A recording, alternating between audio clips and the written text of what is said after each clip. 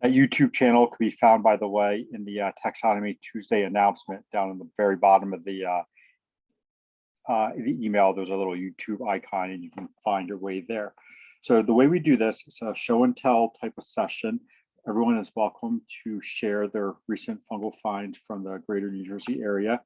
We ask everyone kind of share the time, limit yourself to 5 specimens or so, and try to keep it at 5 to 10 minutes. And if you start going on a little too long, I'll have to ask you to wrap it up just so everyone gets a turn to share tonight. We do this by either by sharing your screen from your own computer, or if you would like, you can also email me your observations and I'll share them from my screen. I have about 4 or 5 things that people have emailed me already. Otherwise, we just go in the order that people want to go. So if people have stuff that they would like to share from their own screens, please type that into the chat now. Type your names into there and we'll just start kind of getting a list going and going in the order that people want to share. If someone could please help by typing the names, or a group effort, typing names into the chat as we're working so people can see what we're talking about. And I think that's about it. So let's see who has stuff to go with to start with. You can see a few people in here. Looks like Chris and Alex are the first to go. So you want to get us started, Chris?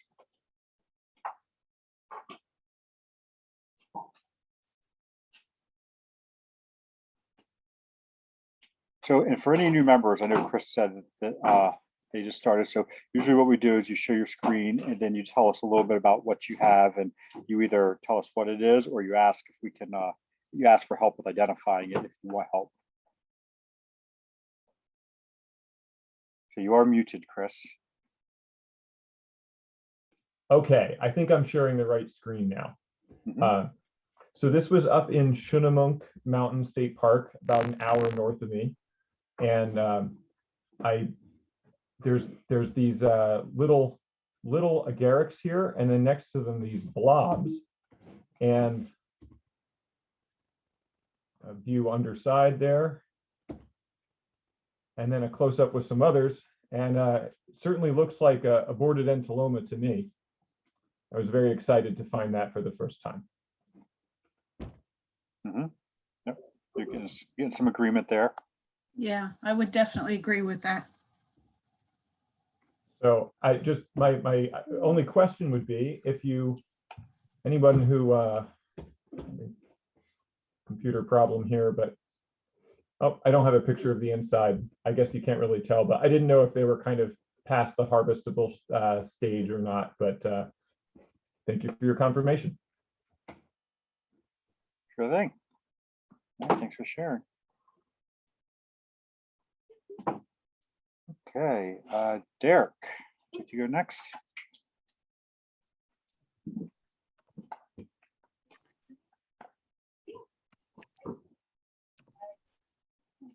Sure. So I have 2 observations to share. I believe that both are the genus Agaricus, but I wasn't confident narrowing it down to species any further than that. So this one had kind of light brownish gills. The base stained slightly brown, but really didn't stain very much.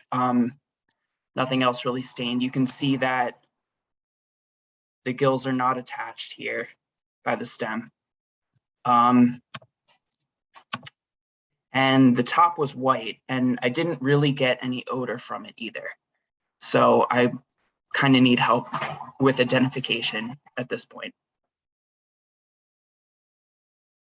So it looks like you're into the right genus. If you go back to those underside pictures. This one? Yeah. So you pointed out that the gills are free, right? Yeah. Which is definitely an Agaricus thing. And it's got the veil on it. I think you're in the right genus there. To get to a species though is beyond me with these things. Does anybody else have any input? I can tell you from my own personal experience, Agaricus is a huge genus and really tricky. I I could forward this to Rick Kerrigan. I have a good relationship with him, and he might be able to suggest an ID. Thank I you. have an observation number in INET, which is 972742448, correct? Where do I find that I think it's, observation? I think Yeah, it's yeah, a link. in the Kind of- URL, yeah. Okay. So I'll just send him an email about this, and maybe he's going to get back to me with a species name, and Okay. I should just somehow then communicate this to you. Okay. I can drop my email in the chat. So Rick Kerrigan is the Agaricus guy of North America, and he did write a book. He published a really large book a few years ago, which is really a good book, but it's big. Yeah, he's really an expert in North America. I'm not sure if his knowledge spreads to other parts of the world, maybe Europe, but he knows certainly a lot. I mean, he's a world-renowned expert, and his book is like the Bible of Agaricus in this country. Okay. So, Good to know. so I mean, I can probably get your email address from the membership database because I'm Oh, member okay. here. Derek Moore. Okay. All right. I'll see what I can find out. All right. Okay, thank you. And then my other one, also I believe in the genus Agaricus, in a similar environment, also sort of like a cultivated mulch environment. This one clearly looked older, and I noticed a few differences with this, and I'm not sure if it's just because of age, but the top was definitely yellowish to orangish, not white like the other one. The stem was also that sort of color, and the stem near the top of the stem bruised kind of yellowish slowly after touching it, but the base didn't really bruise, and notably the inside of the stem didn't really bruise either, even when I rubbed on it a lot. I mean, maybe I don't even think that this dark brown is staining. I think that it was like that already on it. And this one smelled very strongly of anise.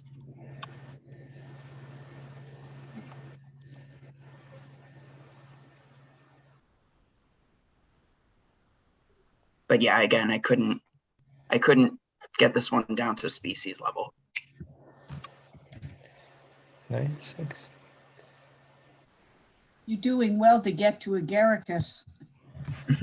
Yeah, Agaricus is absolutely. a very difficult genus.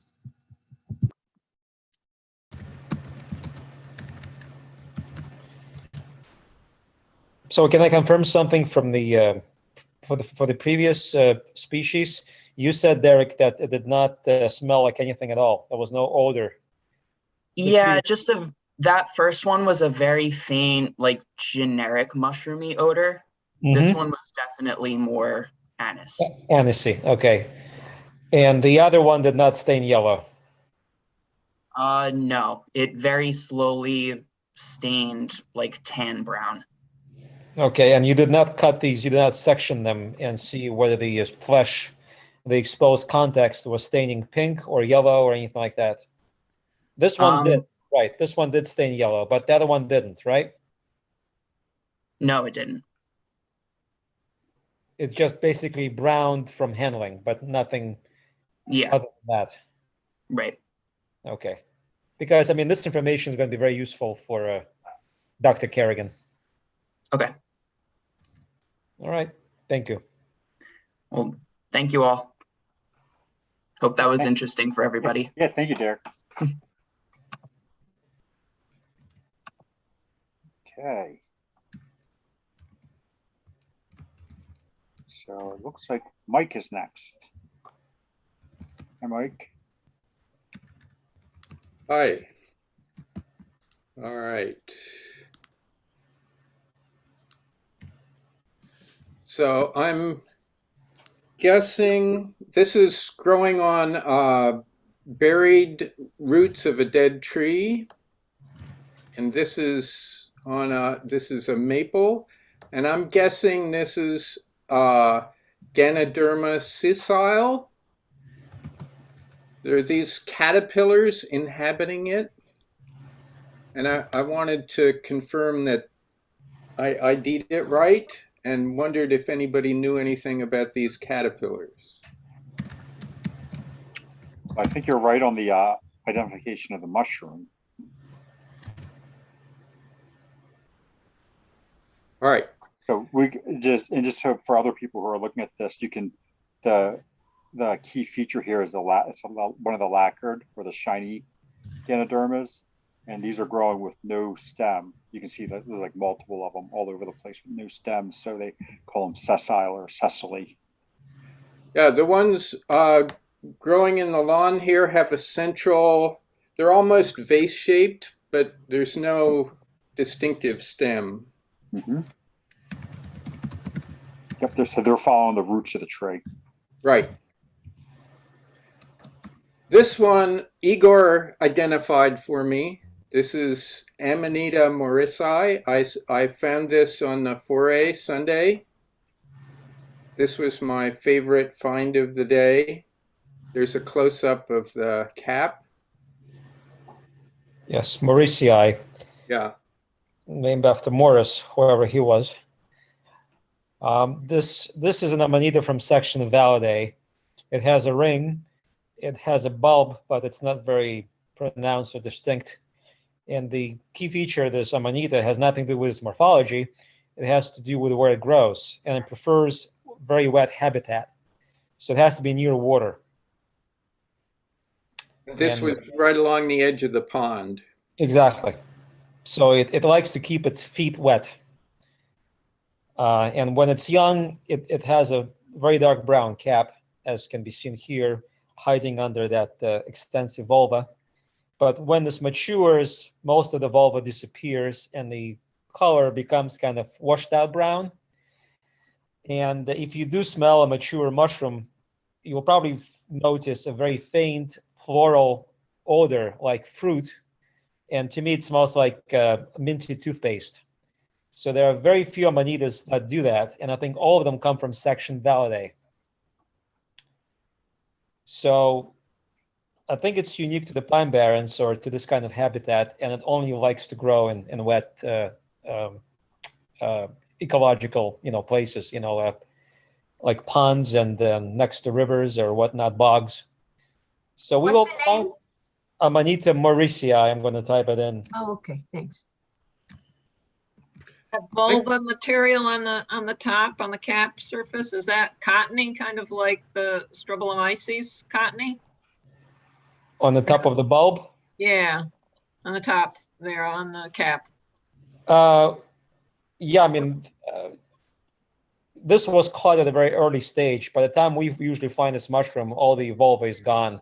So you just have the brownish cap and kind of looks like an indistinct, unremarkable Amanita, I should say. But when it's young, it also can throw people off because of its unusual looks. Yeah. Yeah, this is a very good photograph and captures the texture of the vulva very well, even though on the bottom it's slightly out of focus. But I've never found it in this condition. I usually find this Amanita when it's much older.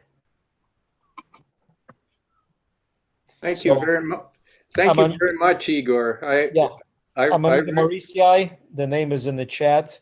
And if anyone is interested, I'm going to post a link from Rod Tallis's website, so you can go there and read in that species in that website. Great. Am I seeing that there are two other little yellow? Yes. Yeah, what are they? Canela fibula. These little guys on the sides there. Okay, the link is in the chat to Amanita Morissai. Thank you, Igor. You're welcome. Would you say the other ones were, Marisol? Canela fibula. Rickenella. Fibula. Did you get that? Whoever was asking that question? Yes, I did. Thank you. Can you put that in? Can you put that in the chat too? I'm going to write it. Great. Thank you. Okay. Chat. Okay, thanks, Mike. Okay, it's Penny and then Lila, and then we go into the emails.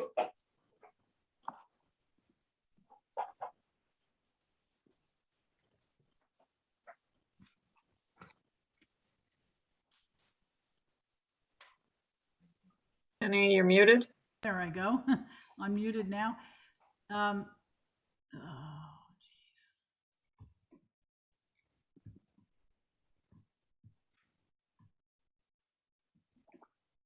Let me get back to the, what happened here? Oops, sorry. Okay, so this is my observation. When I put it up, I didn't know what it was. But Igor gave a, now that was in the shade in the daytime, but not a very clear picture, but I'm gonna make it bigger. He put up Calibiopsis Luxurians. So I looked that up, and previously it was called Gymnopus luxurians. They grow, it was in a tight cluster in the grass, but I know this is in my neighborhood, so I know that there was a tree there that was cut down. So I assumed it was growing on the tree roots. It had a white spore print. The odor was mildly sweet. And in the Michael Quo writing on it, the KOH on the cap was gray. So I tried KOH on the cap. I don't have a picture of that, but it did turn gray. It took a while. So I don't know anything else about this mushroom, but Can we see the gills? The what? Oh, okay. I see it. The gills. Yeah, it's hard to see. I don't know how to enlarge this, if I can enlarge it. Click on show original image on the bottom left of the image. Show original image. Yep, down. Okay, And that's now you should click on it. Yep. Okay, that's Yeah, that's the best you're gonna get. So, you know, whitish gills attached to the stalk and white spore print. And you can't really tell from this, but the stipe is interesting because it's got twisted. It's a twisted stipe. It has linear markings, and it's twisted around. So that's kind of an interesting distinction also. And aren't they like kind of finely fuzzy too? I think that's one of the key. I think that's one of the key features of all Calibiopsis is they have like a fine fuzz on their stipe. I don't know. I got the cap over here. It's 2 days old, and I think you're right. It does feel and look a little fuzzy. At first, I didn't know what it was, and I was thinking, is this a Armillaria? Because it's darker in the center of the cap. But the rest of the features didn't match. Okay, how do I get back to where I was before? You just close that particular.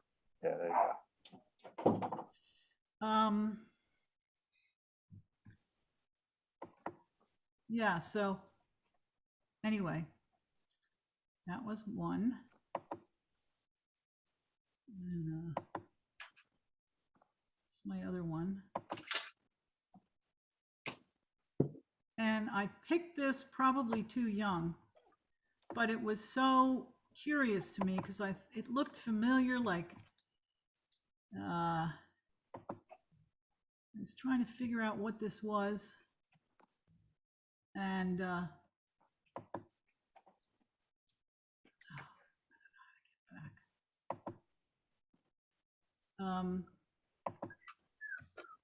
it's interesting because not a very good picture, but it's got the fused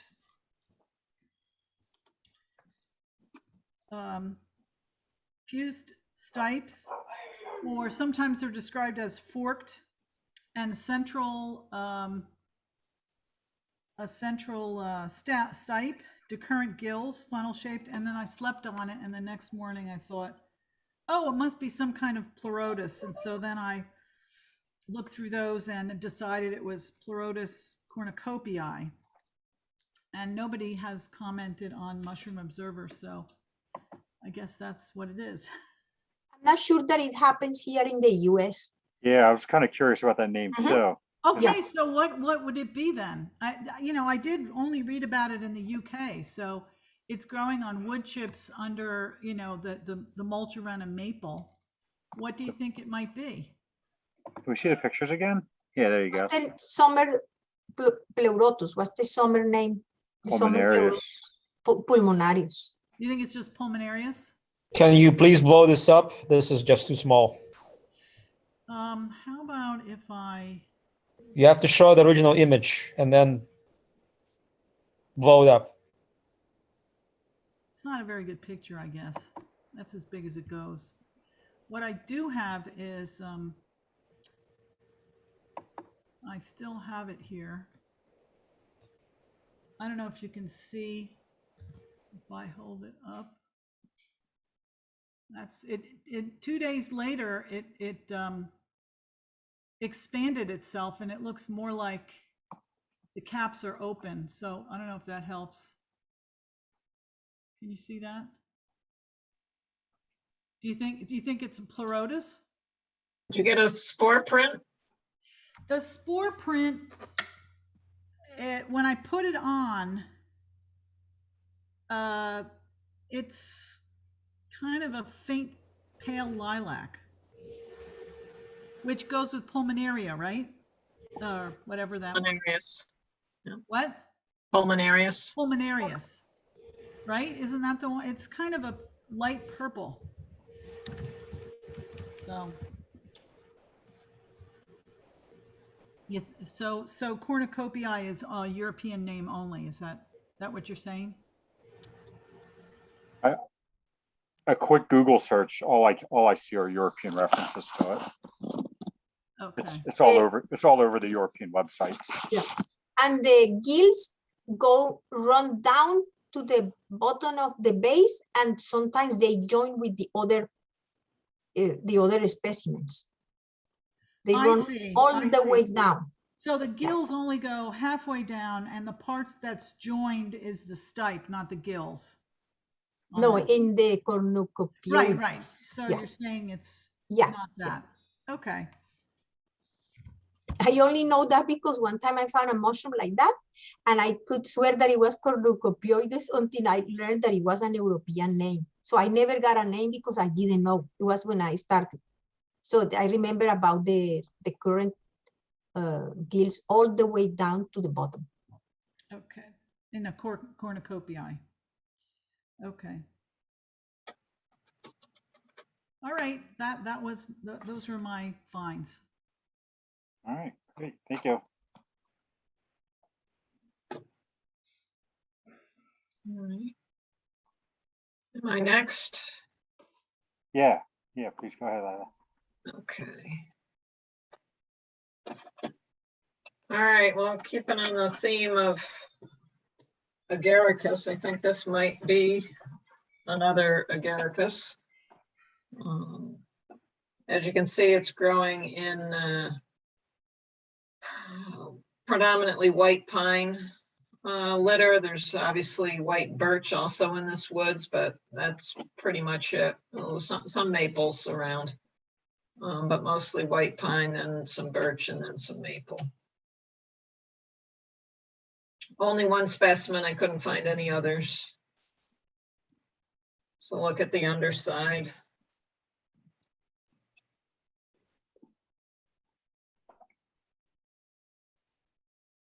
There's the top. Seems to have these little tannish pits, if you will, in the top, and then this darker umbo in the center.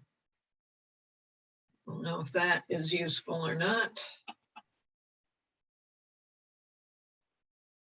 And then this is another picture. It has a very significant skirt.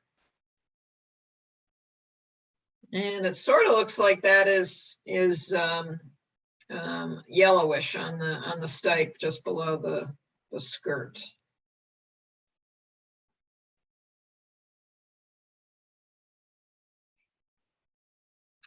Seems like the gills are not attached. So I was thinking some sort of an Agaricus, but I'm not even totally confident on that. Yeah, Agaricus seems correct there, based on the gill color and the free gills.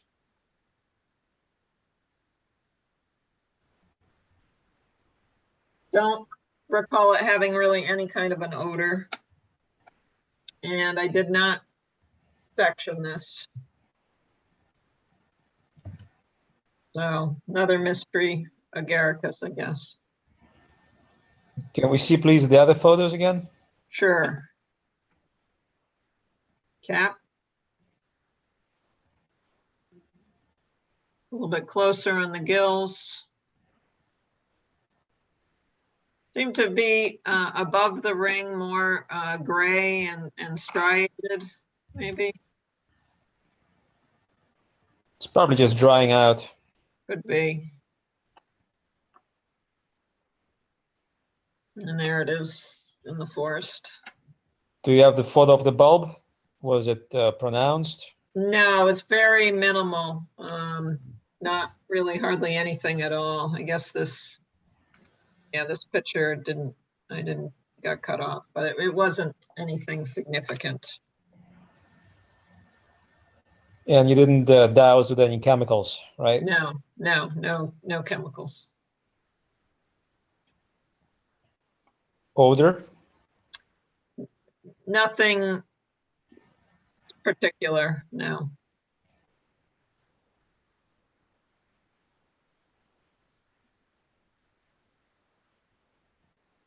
Okay. So if we're going to take chemicals into the field with us, is KOH the primary one to bring? Yeah, because it's easy to handle and it's readily available. A lot of Agaricus stains yellow with it. Others stain kind of greenish. Should try to do that. Get a dropper of that. Lila, what's the observation number? Let's see. 966-41625. One more time, please. 966-41625. 625. Okay, thank you. Thank you. All right. So let's see what else. Now let's look at this one. I don't think I've ever found this genus before.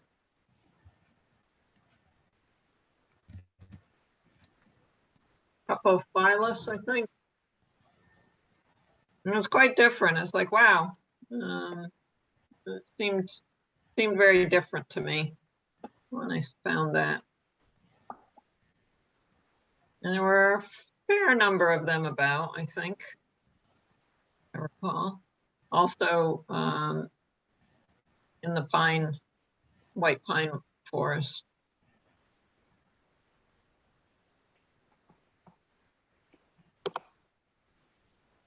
Have you had kind of a cold spell down there lately, plus a lot of water? Rain? Well, this was about a week ago in New York State, in the kind of the capital district area of New York State. So it would have been a little bit chilly there and somewhat wet, but not overly wet. Yeah. I've been seeing something like that up here where I am, which is, for those of you listening, I'm way up in the Adirondacks near Lake Placid. And this looks like a conifer, what I used to call Hygrophorus white with the current gills. Mm-hmm. I can't tell you be something that started with an N that I thought it was Niveus or Niv something. But I did not pursue it. Okay, yeah. Virginius, I don't know. Capophilus virginius. I don't know if anybody's ever seen these before besides. Yeah, Chris suggested that too. I mean, I've seen it a few times. That's more or less what it looks like. I think you need to compare, really, I think you really need to scrutinize it with the description. Yeah. There's a bunch of these little white ones, but that is a decent suggestion.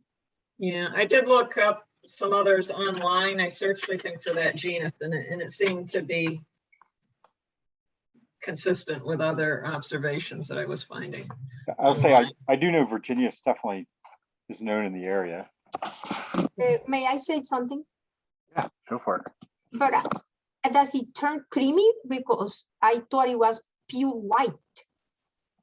Well, kind of, it's aging. It seems like it's getting a little creamy, but this one down here in the lower right looks pretty young and is somewhat creamy. Yeah. But it could be the Yeah. the lighting in the forest. It was a very dark kind of day too. You have Because there the, are like 3 white ones. I was gonna say, do you have the Bassett's white wax cap book, Lila? No, I don't have that one. It's worthwhile getting. Okay, let me make a note. Not necessarily the easiest book to use because it lacks keys, but it's definitely the most comprehensive that I know of for these things, Okay. and lots of What's pictures. the name of the book again? It's the Bassett's, Alan and Arlene Bassett. It's their wax cap book. It's wax caps of North America or something along those lines. Thank you. It is surely easier to use than Hessler and Smith's books, which lack any photographs. No. Yeah, definitely full of nice color photographs. Okay.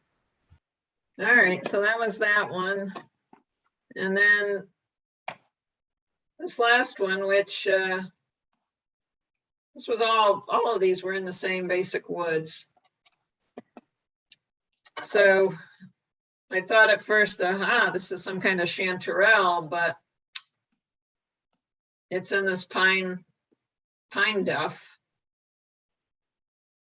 And I decided to look at it more closely inside, and those look more like real gills to me than false gills.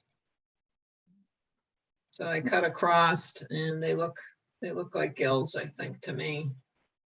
And my conclusion is the false chanterelle, this Hygrophorus.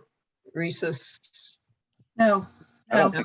Yeah, I think it's a chanterelle. Yeah, that's chanterelle.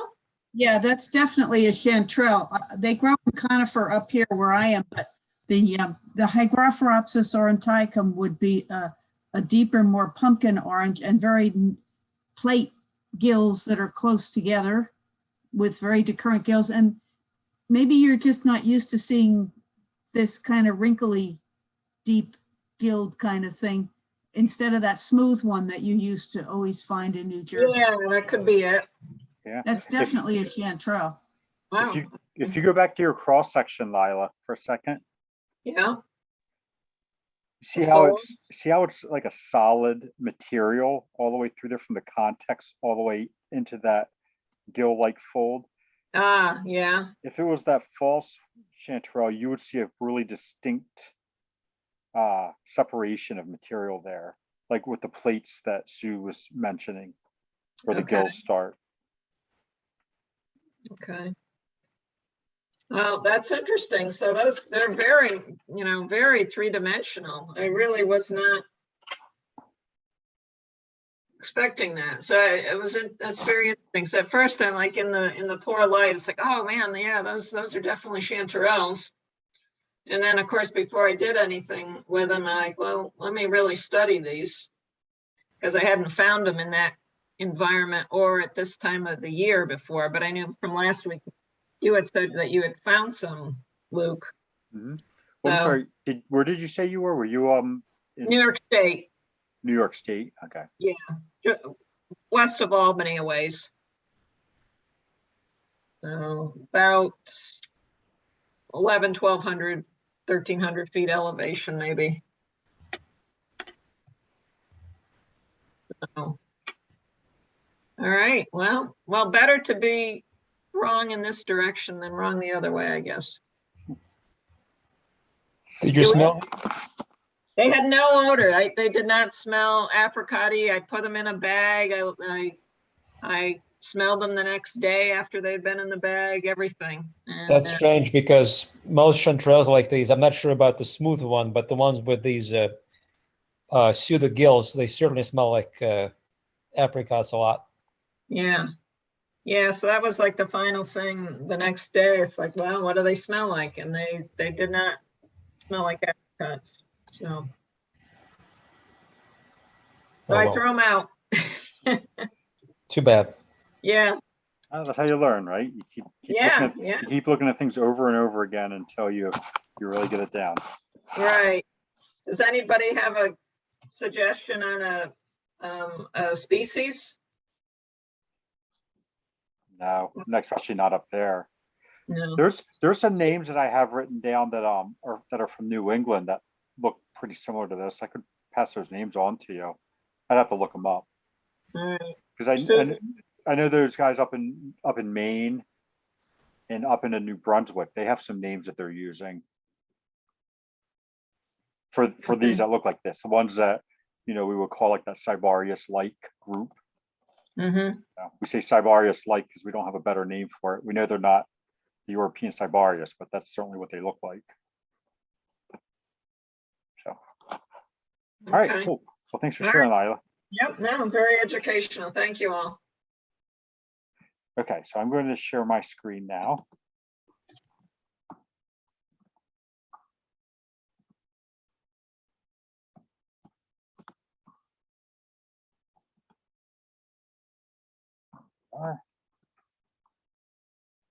I have a handful of observations from people that I will work our way through.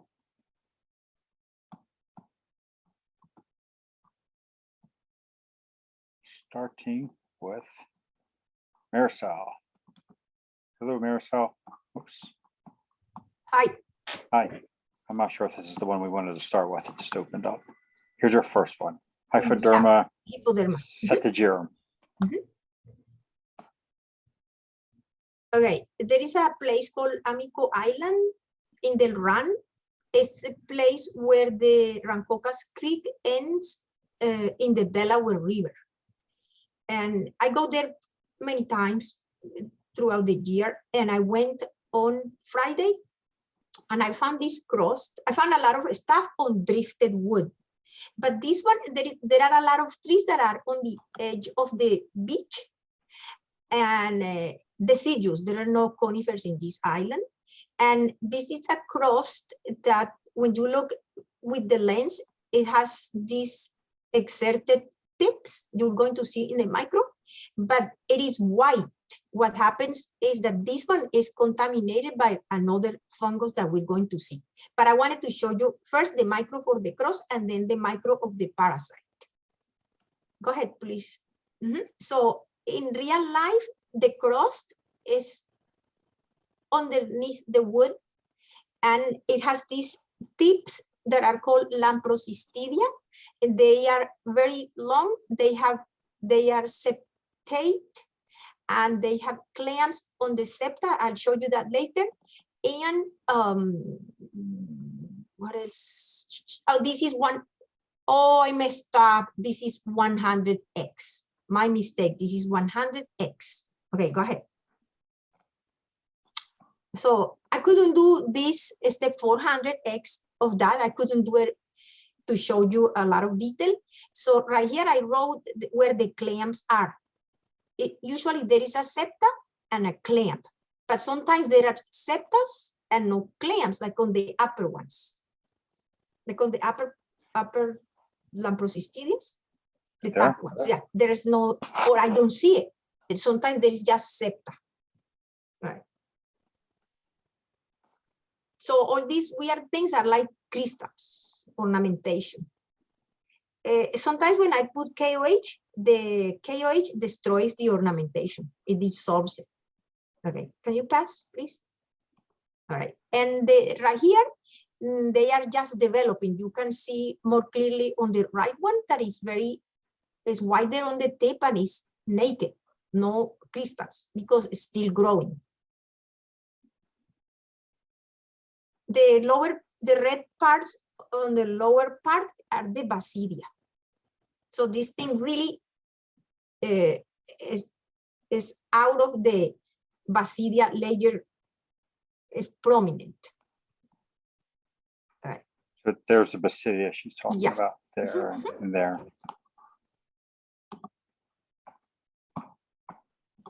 Okay, so now I put a photo here of both of them. The parasite is on the left. That will be the conidia. And the tips that don't have any color are the forming spores. They have particular name, just call them spores to make it easy. And you can see one of the spores, conidiospores, in between the two conidia. Can you point to that? Look? This? Yeah. Yeah. And the one in the center is the Lamprosistidia from the crust itself. So this parasite was covering the whole crust, making it look gray. And it was dotted with black. It was dotted with black dots. I'm sorry for not saying that better, because of the parasite. We're going to see that on the other photos. Right. So the other photos are in another observation? The second one, yeah. The Brachysporium. Okay, so this Brachysporium is made out of conidia, which are these brown threads that are connected, interconnected. It's a mat of interconnected hypha and shoots that go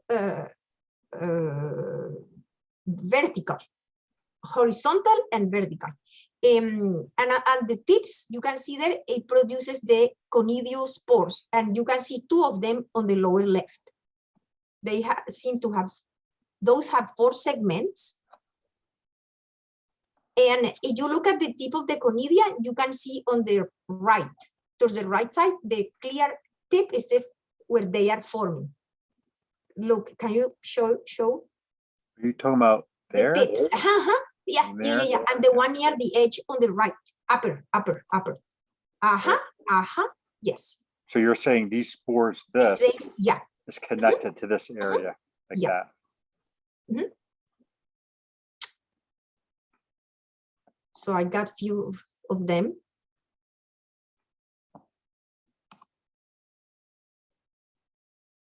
And it's okay. So I put on the parasite the photo of the crust so people understand what I'm talking about. So the crust really is, the color is white on the left side, upper left. And that part wasn't contaminated yet. Thank you. And then all this dark stuff is contamination. Yep. All right.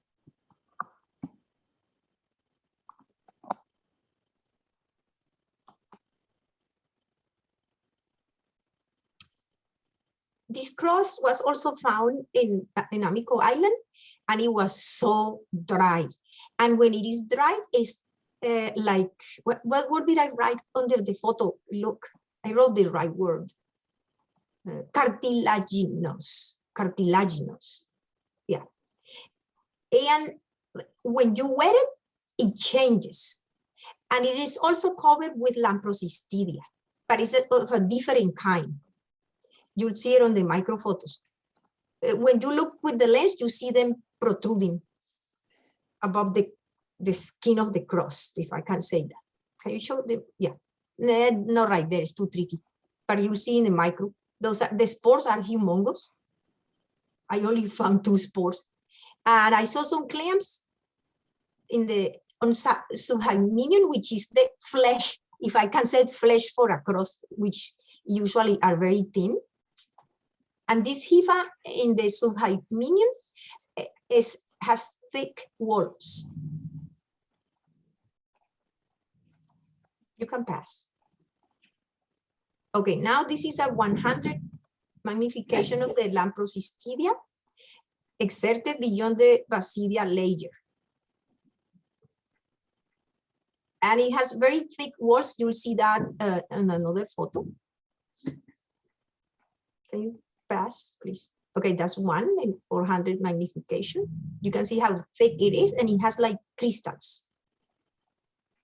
But it is submerged in the cross itself, but it keeps growing and then it goes out of the Hymenium layer, the fertile layer where the basidia is. I'm sorry. You can pass. Oh, another photo. Okay. So this is really, it's pretty smooth, pretty steroid. Kind of when it's dry. Yeah. It's really, and there are one grows on conifers, which is Phlebia. I forgot the name. There are two, but if it looks the same as the Phlebiosis that grow on conifers, but it's on deciduous wood, is Ravenelli.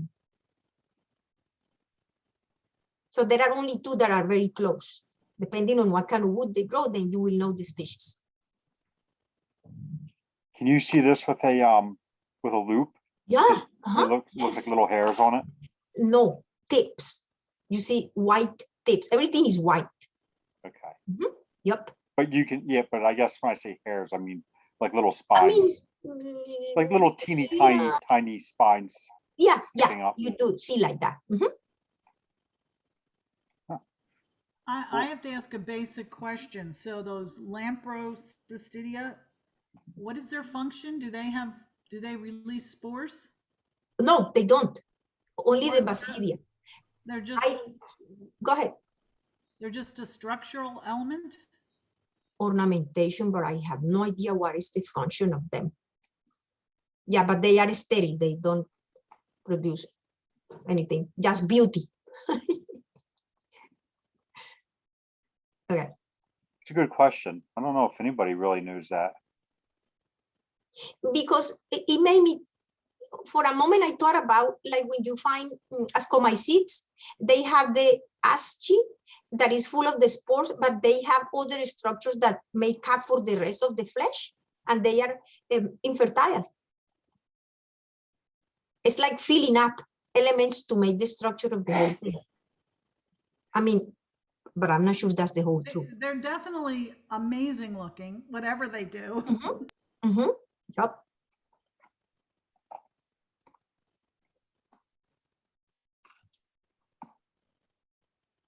Very cool.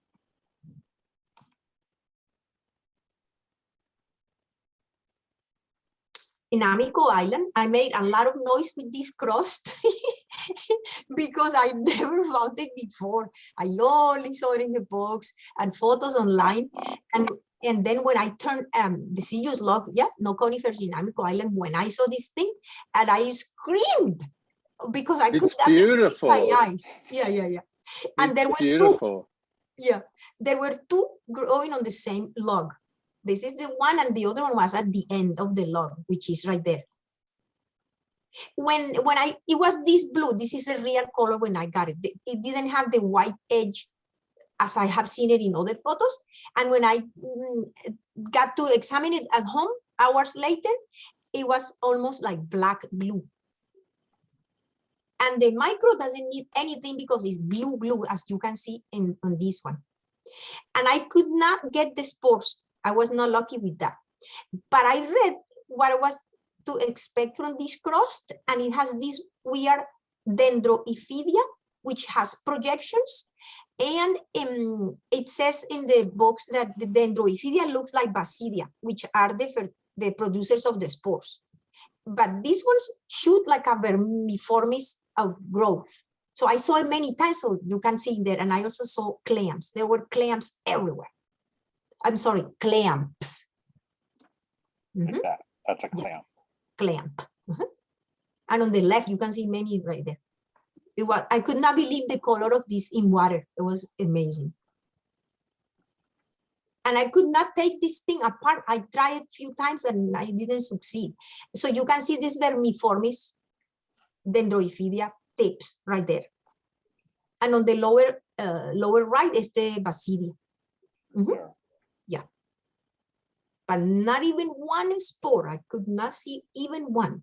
More of that vermiformis thing mixed with basidia.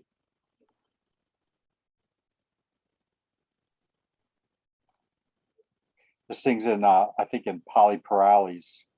They are? Yeah, which are, as we know, are notorious for being stingy with spores, right? Oh, I don't know that. I thought it was just a crust. Oh, it is, but you know how crusts are. They're in everything. Okay, yeah. Beautiful. Oh, gorgeous. It was gorgeous. And my last one in Amico Island too. The first two observations that I showed you but were found on the same tree. I found 5 things on the same tree, like all beaten dry and exposed to the air. And I thought it was Crepidotus first. Then I thought it was Entaloma. And then when I did the micro, I could not believe my eyes because the spores have ridges. And I said, what? Because I only know Clitopilus species, one of them that we found in Stokes that has ridges, longitudinal ridges, and this one had the same thing. So somebody found the same thing in Puerto Rico. We connected, and then we found out that it's called Clitopilus hobsonii. So photos are not the best thing, but you can see vaguely the ridges. I did 2 preparations because I could not believe my eyes. I thought I was wrong. But yeah, it's a little blurry in the spore right there, but you can see 4 lines, 2 on the center and the ones in the sides. And I took a photo where the spore was on one seen from the one end, and I counted 7 ridges. Did we see that photo yet? Oh, right there. End view of the spore with longitudinal ridges. I counted 7. Can you point? Look, it's almost on the center. Yeah, yeah. Oh, this one too. This one I count 7. Yeah.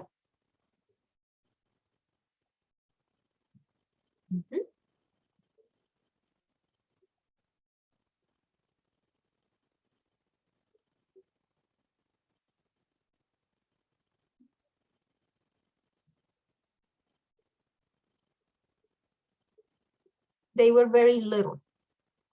The photos is not good, but they were white.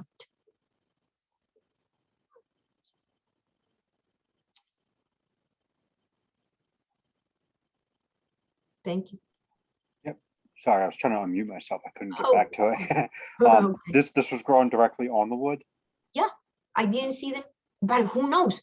Because there is a cross. There were too many things happening on the wood. Yeah, they probably, I don't know. How wide were these? How wide? Like, let me see, like 1 centimeter. Wow. Super tiny. Yep. It's pretty cool. So Clitopilus hobsonii. Yep.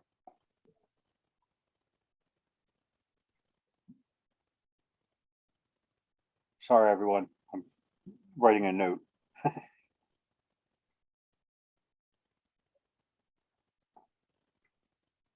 All right, cool. Thank you very much, Marcel. I think it was it, right? Thank you. Yes. Yep. Awesome. Good stuff. All right. So Susan is back. Yeah, yeah. Too many mushrooms to look at. So you must have been out adventuring. Yeah, well, when I have full days on Tuesday, it's just way too hard to think by the end of the day. Yeah. This was last Wednesday down at Chimney Mountain, not Chimney, Adirondack, Blue Mountain Lake, sorry. This is for some of you folks who are interested in bluets. You have to be really careful because there's a look-alike. Well, there's actually several. The point is, the two, now see, now I'm confused. The top one that you can see underneath and the ones on the right, two of them, are the bluets. The three other ones are Quetnarius, which is a poisonous genus. So I'm just trying to illustrate here that, you know, I don't eat the bluets because they're too close. They really look too similar. And these were obviously at the same time coming up in a somewhat conifer woods, but also with a lot of leafy mulch. The bluet will have a white spore print, whereas the Quetnarius, if you get one that's old enough, will have a cinnamon brown spore print. Next picture, Luke will show more the underside. So And then, before we move that, you're saying this one, and this one is Quetnarius. no, the top one that is the underside is the bluet. Oh, I'm sorry. That's Okay. a bluet. Yep. And then the next one on the right is a bluet, and the one below it is a bluet. Aha. But going to the left, that's a Quetnarius. Yep. And then those two. You can almost see the cortina on them underside, that spider webby veil connecting the edge of the cap to the stem. But you might not see that when it's a little older. But they're near here. This is easier to see them apart when you turn them over if they're mature enough to show that. So here we have the three bottom ones underside are all bluets, bulbous base, purplish stem, but the three up above are Quetnarius. The one will show the cinnamon brown spore print or color of the gills, and then the other two you can, all on the one you can see the cortina, which puts it in Quetnarius, which by the way is a very poisonous genus to learn to identify as Quetnarius to avoid. But this always, you know, catches my attention to see how close these can be, especially, although I was with Dave Wazalewski and Karen, and we had a great time meeting up here, but it was just mushrooms all over the place. But even this, Dave took a picture of because they're so similar in appearance. But they also like the bluets. They say they have a great flavor and they like to put them in a soup, nice strong cream of mushroom soup. But you got to be real careful with what you have. How early does the Quetnarius in its life cycle become that color in the gills, would you say? That's a good question, because if I didn't tear the veil on those ones with the veil still on them, but I would suspect that they would look more similar to the ones below, the bluets. The gills on the Quetnarius are usually a little bit more widely spaced. But yeah, you're right. They don't really turn the cinnamon brown, I think, until they start developing the spores. If you're lucky, on that top center one, you can see just a hint of the cortina, which is the cinnamon brown too, as it drops the spores. Yeah, that's it, Luke. Yeah. But just too similar. And you can't make a mistake, or you better not.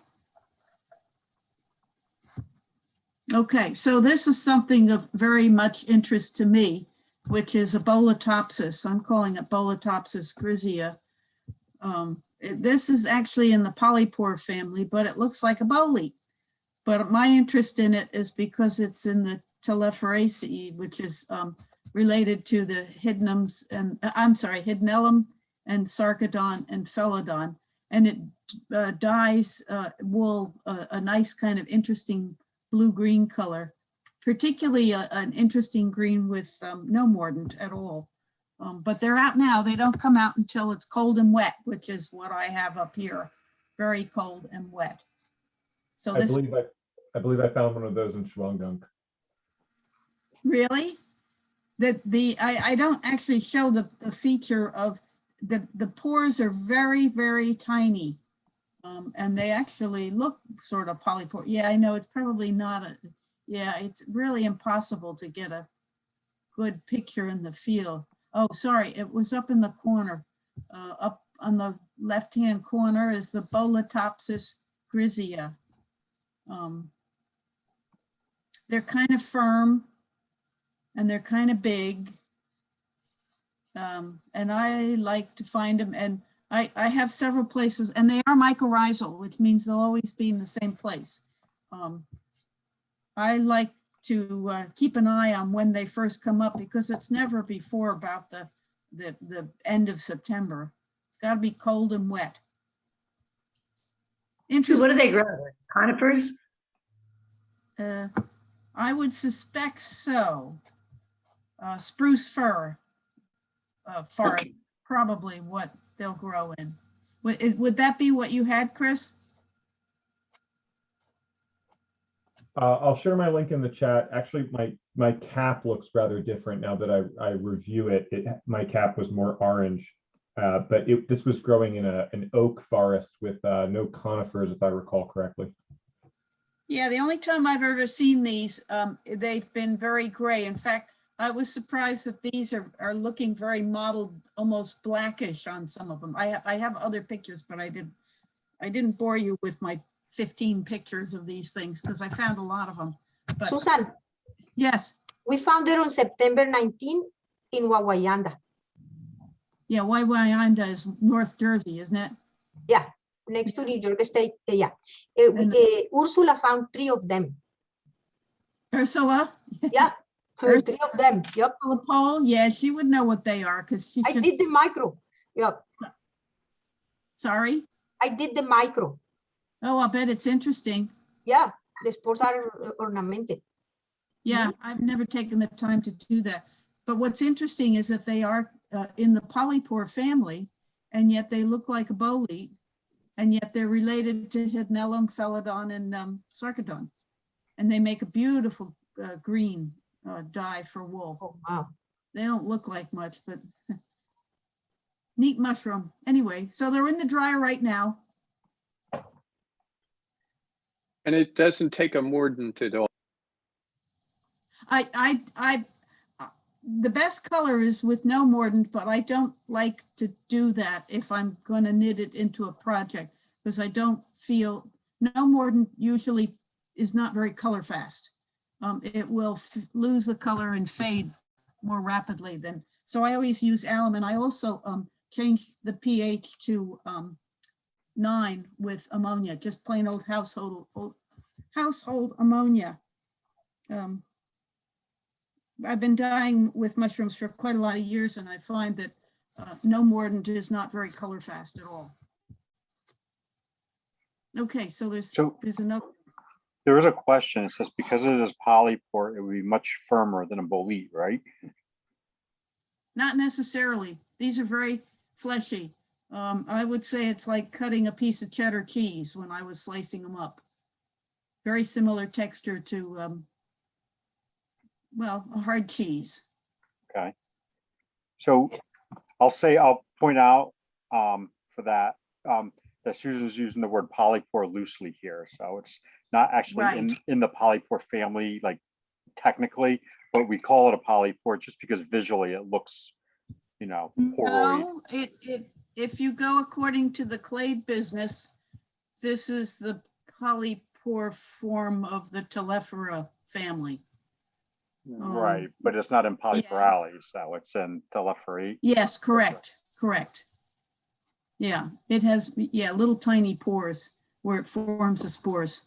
So I guess the way you can look at that for people who are not understanding that, because I know it can be confusing, is that we will often call mushrooms polypores anytime they're poroid and they don't have pores that separate readily, like otherwise they're a bolete. Right, right. But the truth about it is that all these different families of mushrooms, they all have mushrooms that have this polypore type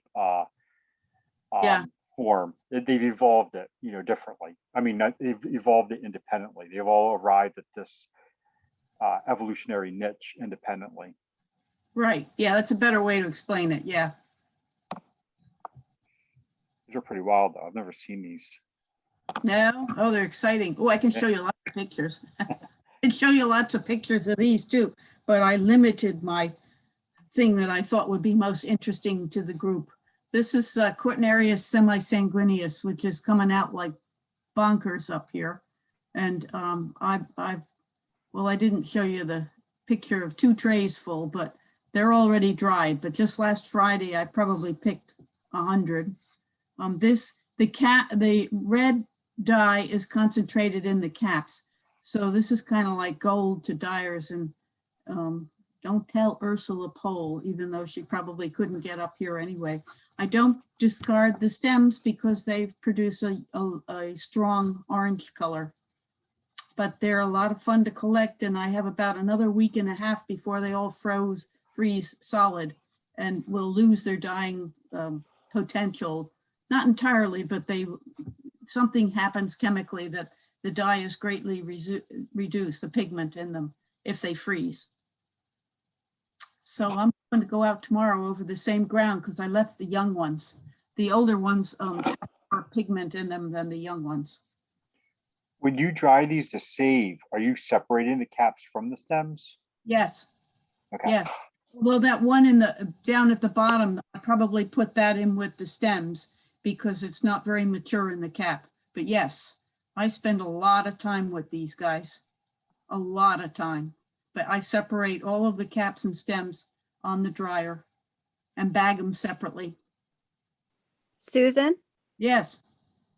You just said that when they freeze outside that they lose color. So my question for you is, you recommended that after I dried the Phaleus to put it in the freezer to get rid of worms. Does that not have the same effect? No, you would have already dried it, correct? Correct. Yeah. Okay, so as long as you dry it first, then you're fine. Yeah, right. And double, I Ziploc everything in Ziploc bags.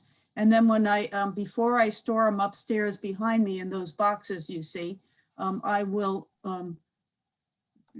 bag it again in a bigger bag and put it in a deep freeze for about 4 to 5 days to kill any bug larvae so they don't hatch out afterwards. I've had that happen years ago. So everything that goes in those boxes behind me gets put in the freezer after it's completely dried. Okay, good to know. I mean, potato chip dry too. Hey, Susan, I usually dry it first and then separate the stems because the caps are pretty fragile and the ones we get down here are not necessarily large. Is that a problem? What did you do? You I usually dry them and then I separate the stems from the caps. Is that a problem? Just because the caps are pretty fragile. Make a little difference, except that in my case, I have an Excalibur dryer and the shelves are only about this far apart. So I can get more in if I have the caps flat and put all the separate tray. Okay, thank you. Mm-hmm. Susan, Yes.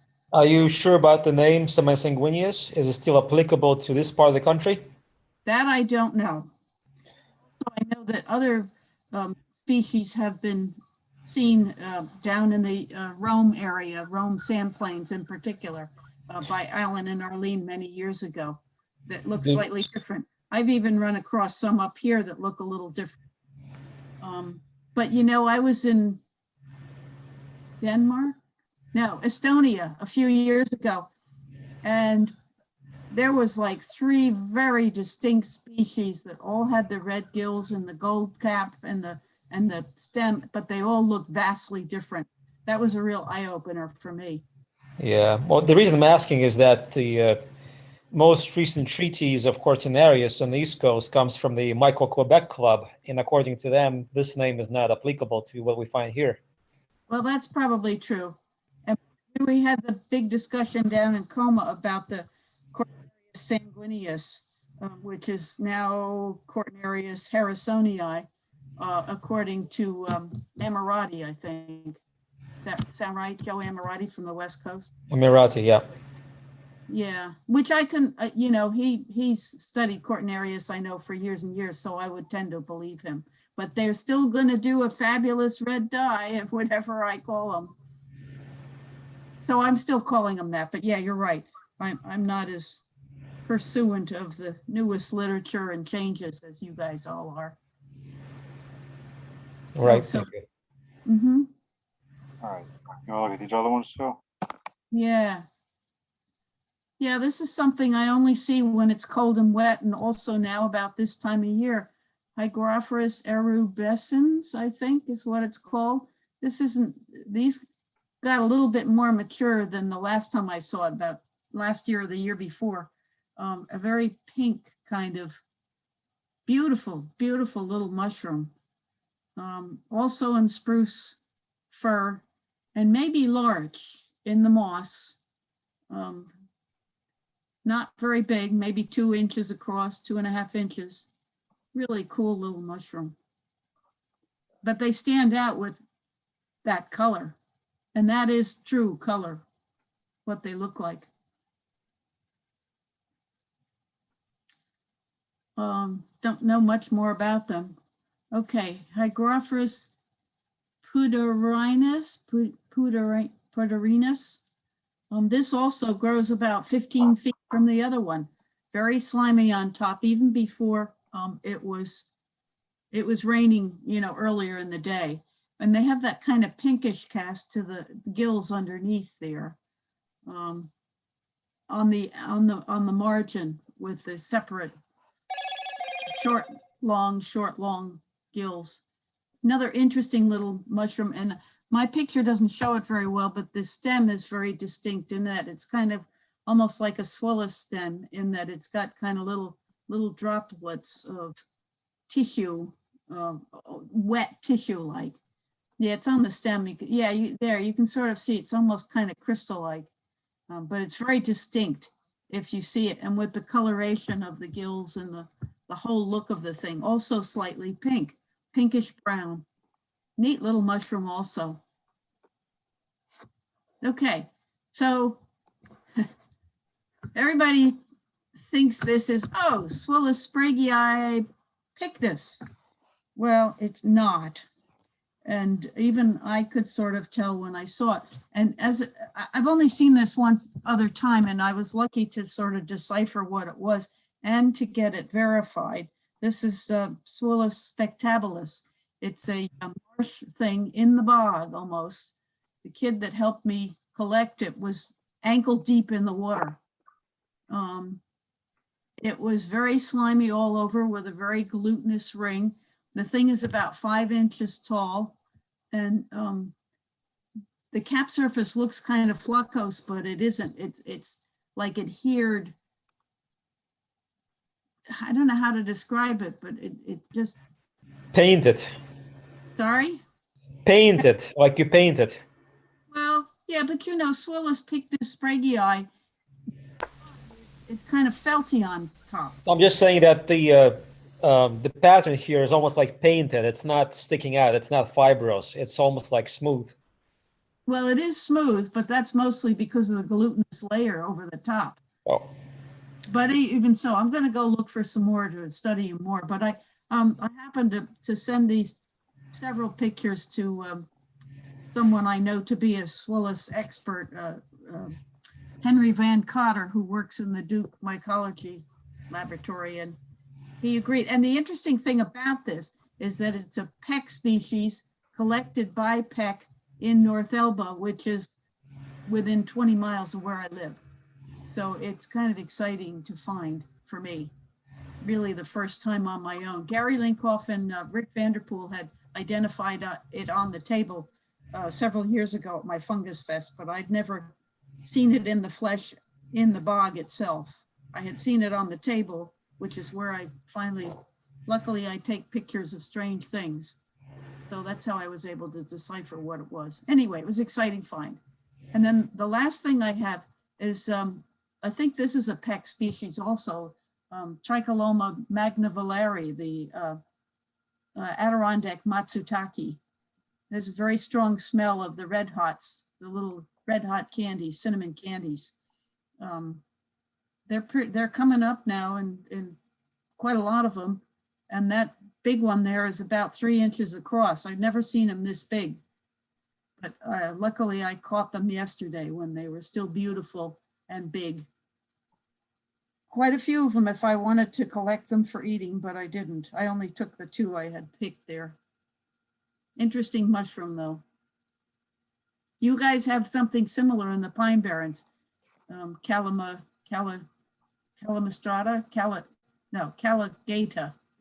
Tricholoma caligata. We have both. Yeah, That's right. Yeah, you said that the last time I showed this. We have Magna Valeri, actually. We got it sequenced recently, and it's Yeah, a really? perfect match. Wow, it's from the Pine Barrens, right? Absolutely. Yeah. Yeah, okay, makes sense. I think it's widely distributed. I just have not come across it other than in the Pine Barrens or something that looks a lot like it. Anyway, that's Is it for only me. in South Jersey? Has anybody ever found these in Central Jersey or north of that? No, it has to be the coastal plain. Okay, yeah, because I've never seen them.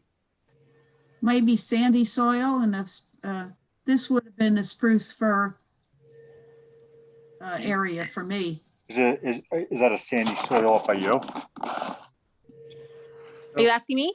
No, so Sorry. are you in a sandy soil where you found this? Oh yeah, it's all sand up here in the Adirondacks. Okay. Yeah, it's all, yeah, very shallow soil, mostly acidic kind of conifer forest, at least immediately around me. Yeah, and this is 5th or 6th year I've seen this in the same mycorrhizal in the same exact spots each time. And they are edible, but not as prized as the Japanese ones. Yeah, these are edible, but they're tricky to cook. They lend themselves better to Asian color style cooking. We tried, they don't work with sauteing in butter and oil. You have to sort of either brine them, or the best way, George Jaeger from Rome, he grilled them and had a little soy or some kind of sauce on it, like a barbecue sauce on them. And they were quite tasty then. Luke can probably talk to that better than I can. Yeah, they always put that ponzu sauce on it. That like citrusy soy stuff. Citrusy. Yeah. We I had some a couple of years ago that we were taking, and we were just making miso soup and putting them in miso soup. They were really good that way. We had some from the Pine Barrens, and I had some from Cape Cod, and we did a taste test of them, and we couldn't find anything different between them. We were just goofing off. They're good in ramen bowls too, if you make like a ramen. Yeah, ramen bowls. People steam them in rice. Like you just throw the raw ones in your pot of rice, and then the whole pot of rice tastes like them. Does the red hot kind of cinnamon taste come out? Yeah, it's kind of in that vein of flavors. It's pretty unique. Yeah. Well, it's an interesting thing to find them so big and beautiful here today, or yesterday it was. Yeah, it was a cool find. Makes me want to come up to the Adirondacks. You can come anytime, but you only got about a week and a half and everything will freeze. Yeah. All right, well, thanks, so. Okay, Erasmus, ready? I'm sorry, Marius, you ready? I called you a mushroom because I'm Erasmus. Well, some people refer to me as a mushroom head, but whatever. Sorry, I have a problem. Yeah, so let me just get a screen up. Yeah, okay. There's actually a couple of houses down from where I live, growing in the mulch in a landscaping bed. And first, I look at it, and can you advance one of the slides? Let's look at it from the side. I see all the gills running all the way down to the, there's no stipe, it's just, gills all the way down. Next one, I think it's close shot. Sorry, it's a bit dirty. They came around with leaf blowers. Looks like a lily, next one, I think it should show it growing in the moss. Another one. Yeah, that shows also clearly that unique, it's like it twins, and then it wraps around itself like in a trumpet. The next one I think is probably the last one, where they are growing. So yeah, I put it in iNaturalist, and it pointed out to me to Hornbohlia petalioides, like flower petals. That's what it's describing as, and it's apparently edible, but I picked it and I tried to get a spore print of it. It's supposed to be white, and I tried it a couple times and they just like rotted on where I tried to put them down and tried to get a spore print, and I kept them just under a towel, a dry towel, and they still rotted. So anyway, it's Hornbohlia petalioides. I don't know if anyone else, it's pretty common. It's not a scarce mushroom, but it's the first time I saw it in my neighborhood. That's anybody knows anything more about this? It's cool. Yeah, I don't really know much about them except I've only ever seen these a time or two, and it seems I recall them looking like this. Easy to confuse with oysters because they kind of have that similar looking morphology. Yeah, that's what I first thought, that they were oysters, you know? They used to be put in with oysters originally. You can the microscope is really interesting because it has sharp little what are those things? Marissa, what are those things called? Those things that stick out. It's not Cystidia. Well, Setae? Setae, yeah, they have the things sticking out when you look under microscope. It looks like swords coming out almost. So it's the sort of thing that you might not know what it is, but when you put it on a microscope, you say, "Aha, that's what that thing is." But this is probably one of the better pictures that I actually found on iNaturalist. Yeah, very beautiful, actually. They are fancy. Yep. Yeah, very fancy, and they're fragile. They're really fragile. Alrighty, it's just one that I found to be interesting and to share. Right, cool. Thank you, Marius. All right, so I did all Asteriums this week, but not the false oyster. I mean the false turkey tails. I did some other Asteriums that I've been looking at. So the first one I did was Asterium gossypatum. We call this the bleeding oak crust. So this was on the end of a big old oak log. It was really a pretty cool fruiting of them. So really an intense fruiting of them. Just, hundreds of these little caps that were, these things are no more than like 2 centimeters wide and maybe projecting out about 1 centimeter off of the wood. And they often are what they call confluent, meaning that they just like, the individual caps fuse together and end up forming these like long rows. Although when you look at them closely, you can kind of tell that there are a whole bunch of individual caps that fuse together.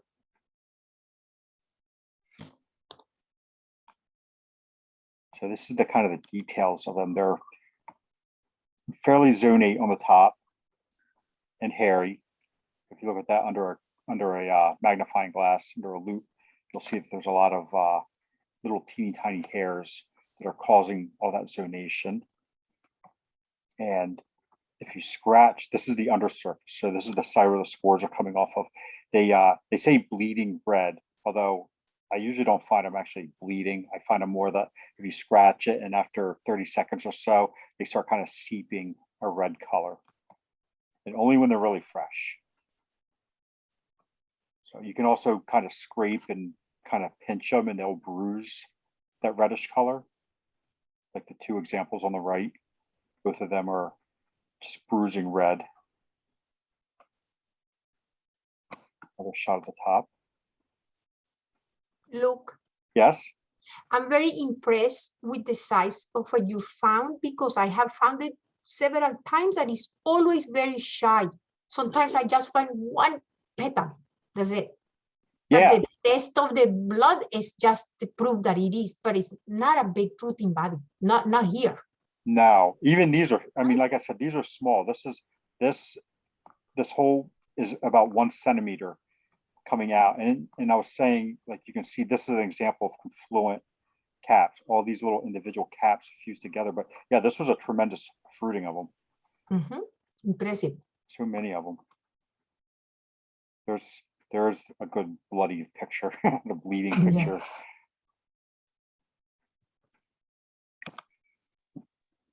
All right, that's enough of that one. So that was one. This I just threw up, Stereum complicatum. I think most people know this one, but it's a really common one. It's probably a group of stereums that we don't really understand, supposedly. That's what I read. But they tend to be these sheets of this orange stuff that you can kind of see where the fruiting bodies are kind of sectioned off on here. And these actually do come out. They're not always resupinate like this. Like a lot of times they do project and form caps. You can see all the slime on it, which I'm going to get to in a minute. Not quite yet, but complicatum. I always read that Patrick Laycock's site about stereums, and he said on there that he thinks that this is probably a group of stereums, not just one. So there's a lot of confusion in the morphology of these. There we go. There's a bunch of little caps. So that one I was just showing you that was completely flat, that was on the underside of the log, and that's the way it grows on the underside. But then when it gets up on the sides of the log, it has the opportunity, it projects in these little caps. So that's complicatum. That's a really common one. You almost can't walk into a deciduous forest without seeing that. Look. Yes. One thing that I have seen with this Stereum complicatum is that when the weather becomes very cold, it becomes kind of fat. Fat? I wonder if yes, I have found it a few times. And it's not too big and it's fatter. I don't know if it's a defense against the cold weather or something. The next time, if I find it, I'll get in touch with you and show it. When you say fat, you mean like thick? Thicker. Ah, okay. Yeah. Okay. And more lumpy and not as spread as the ones we find when this in its best time. Yeah. So I wonder if that is the same thing, just responding environmentally, or if that maybe is like what Patrick Laycock is talking about, like maybe another species, a cryptic species. You know, that we call them both complicatum, and maybe that's one that comes out in the colder weather. I'm just, throwing things out there. I'll save it the next time. Yep. Yeah, we should look at them a little more. A lot of times it's these super common things that we just kind of pass over all the time, that people dig into them and they make new discoveries. Okay, here's another stereum that I've only ever seen a few times, Stereum ocratioflavum, but we found it this past week in the Pine Barrens at our foray. And I didn't take a lot of pictures of it. In fact, I didn't even get a good picture of the upper surface. No. It's not expanding for me. Are you guys seeing this? I'm getting a tiny. Yeah, I'm getting a low bandwidth thing. There we go. So these are little teeny tiny caps, no more than a centimeter at most wide. And I think I've only ever personally seen it on burnt twigs in the Pine Barrens. I think you've said that too, right, Marisol? What did you say at the end? Burnt twigs. Yes, oak.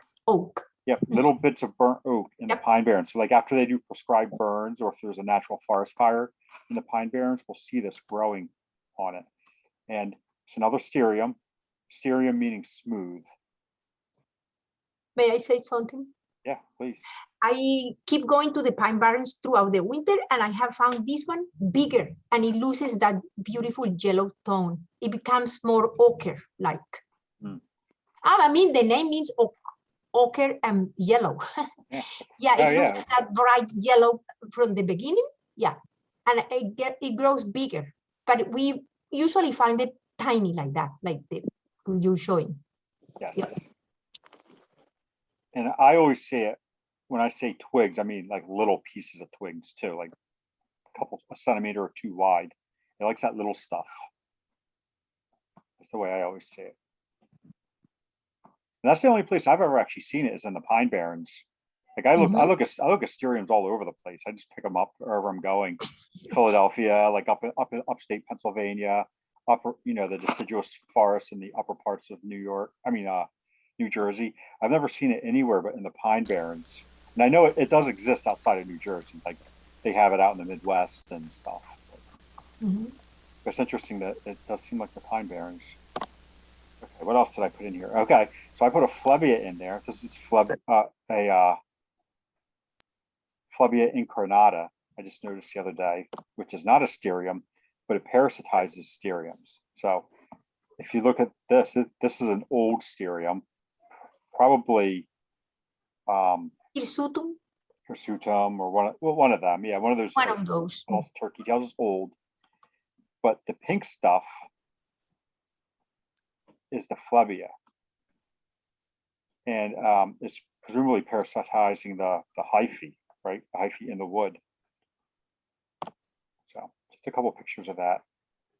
So isn't it whenever you see this, you can assume that there's stereum growing there as well, even if it's not fruiting? Aren't they always associated with stereums? Yeah, yeah. I think they are. The pink parasitizes the stereum. Yeah, that's what they say. That's what they say. Yeah. So, okay, and then my last photograph is another associate of stereums. Not just stereums, but I always find them on stereums ever since I learned about them. This little worm called Leptomorpha by Fasciatus. That was the name that was given to me, although iNaturalist doesn't know this name. It does know Leptomorphus. So Leptomorphus is a genus of fungal gnats. And this is Stereum complicatum. So this little thing is about less than a centimeter long, this worm here.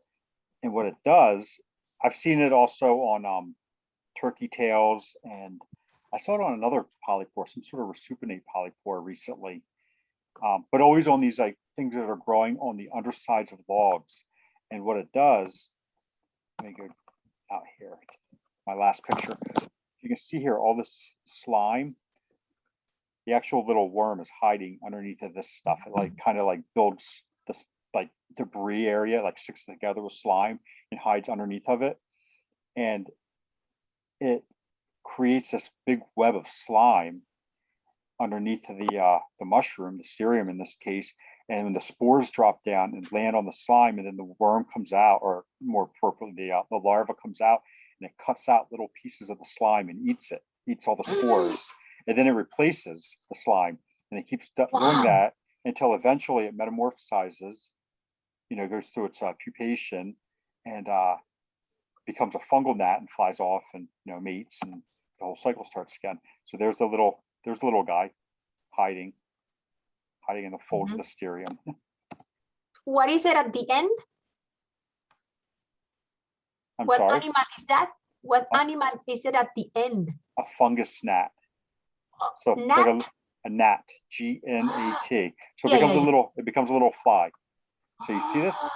See all yeah, that I found slime? that all the time. And many times I have to clear from the crust. All to the take time, photo. right? You'll like ever since I learned about this, which was only a couple of weeks ago, I learned about it from Bill Yule. Bill Yule's big into these insect fungal associates. He pointed it out on a Facebook post, and now every time I go in the woods, I flip over logs and I just find them constantly. There's actually mushrooms that are carnivorous that will actually capture and eat nematodes. Oh yeah, So there's a lot of relationships between some insects and fungi. Sure, probably a lot more These than. are the pleurotus, right? That use the the nematodes. Mm-hmm. Well, fungus gnats. I guess that's a big group of gnats because there are fungus gnats that are, are in the house around houseplants too. Oh yeah, they're horrible. Yeah, no. I actually found out because I grow mushrooms in my own house, and my wife brings in house plants where she put in compost that she buys from a big box stores, which I actually thought was fungus gnats. It's actually fruit flies. Fruit flies do infest fungi. What kind of fungi do you grow in your house? Well, the typical oyster mushrooms, and mostly oysters. Yeah, I've never actually tried to identify them. I keep a lot of tarantulas, and I have all these terrariums full of various different, tarantulas, and the ones that have the more humid cages, I tend to have a problem with those little gnat things getting in there. But yeah, I look carefully. I captured a couple on yellow sticky paper specifically for nurseries, and look closely at them. It's fruit flies. Yeah. Look, yeah. We have a presenter, Billy. You mentioned him, Bill Jewell. Yeah. He presented us the many bugs in relation to fungi. Do we have it recorded in YouTube? I think he did not let us record. Oh. Bugs, slugs, and other mushroom thugs. But unfortunately, you had to be there. Yeah, he didn't. Oh, okay. He doesn't like to be recorded. I don't know why, but. Okay. There's actually a very good trap you can make for fruit flies involving raw apple cider vinegar and soap. It's very effective. I've used it myself. Yep. Anyway, before I wrap up here, the last thing I wanted to share, somebody, I think he just left the group, but he asked me about this. For this website, Myco Guide, I'm not sure exactly. I'm not exactly sure who this is associated with. If it's associated with the Field Museum of Chicago, but Patrick Laycock writes on there. It has something to do with one of their clubs in Chicago. But he wrote this page. I'm not going to go through the whole thing. But he wrote this really good page on Sterium several years ago, false turkey tails and their relatives, and he does a whole taxon comparison. So you guys can see the. Anybody wants to screenshot this? Do it now. This is the site. But he did a really good job on here of taxon comparisons. There's also a lot of confusion in here, and he's very, open about that. That the stuff is very complicated and is not necessarily well understood.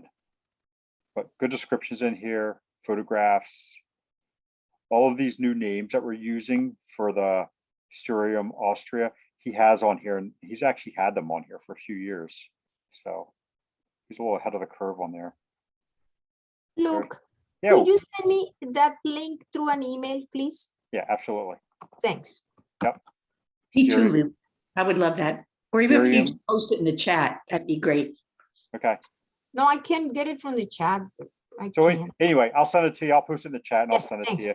It's not the biggest page in the world, but I really like it. And I have found myself there an awful lot lately. Thank you. So sure.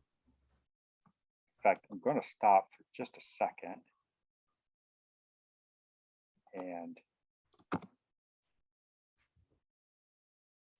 you know what? Chris asked the question, could the worm actually be symbiotic as a spore disperser? And I would be almost positive it is. When it pupates and it flies away, I'm sure it's taking spores with it.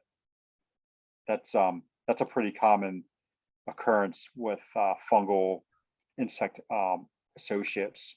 When the larva is feeding on the fungi or living with the fungi, when they pupate and they go away. In fact, I don't know about this particular species, but I know in a lot of wasps and beetles, their carapaces, their actual exoskeletons actually have little pockets on them that they'll carry little bits of spores and fungal material with them when they leave, their larval area and they go to their, breeding grounds and lay eggs into a new piece of wood.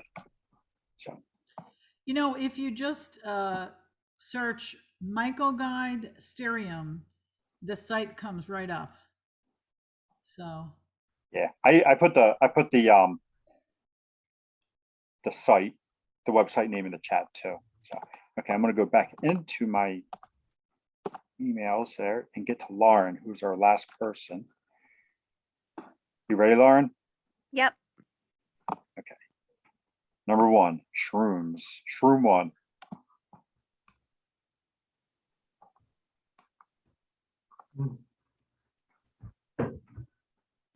Hardwood forest, Morris County. That's all I got for you. You just want a name? Typhrasa gassa what? Typhrasa? Typhrasa gossipina. Isn't that formerly known as Satharella delineata? Yep. Oh, I'll have to copy that out of the chat. Okay. P.S. What a beauty. Yeah. Yeah, they Ooh, are look pretty. at that band.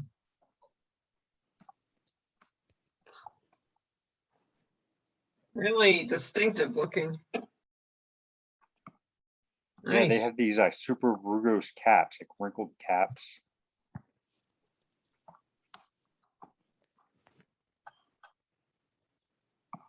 All right, very cool.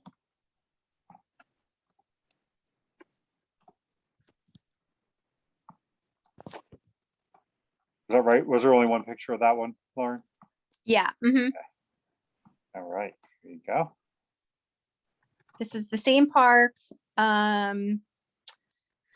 This is the very first time that I found this. I think that this is Hericium Americanum or Americanum. I'm not sure how it's pronounced. So here's what blows my mind, and I'm hoping that you guys can all take a close look and chime in. I didn't notice this until I left, but when I was looking at this picture again, I'm wondering if the one on the bottom is a different species from the one on the top, because they look different. I'm wondering if the one on the bottom is Coraloides. No, I actually grow them. That is just immature. It's still not mature. Okay, that's body. what I was wondering, because I thought it would be too odd for them to be growing on 2 different species from the same log, but they look so different. So okay, that's interesting. So what did they give the colloquial name for this? Bolus bear's head? Yeah, bearhead tooth or something. It is Bolus Hens bear's head. made. Yeah, it's actually the heat tolerant strain of that genus. Up here in the Adirondacks, they call it lion's mane for all 3 species of Hericium. Yeah.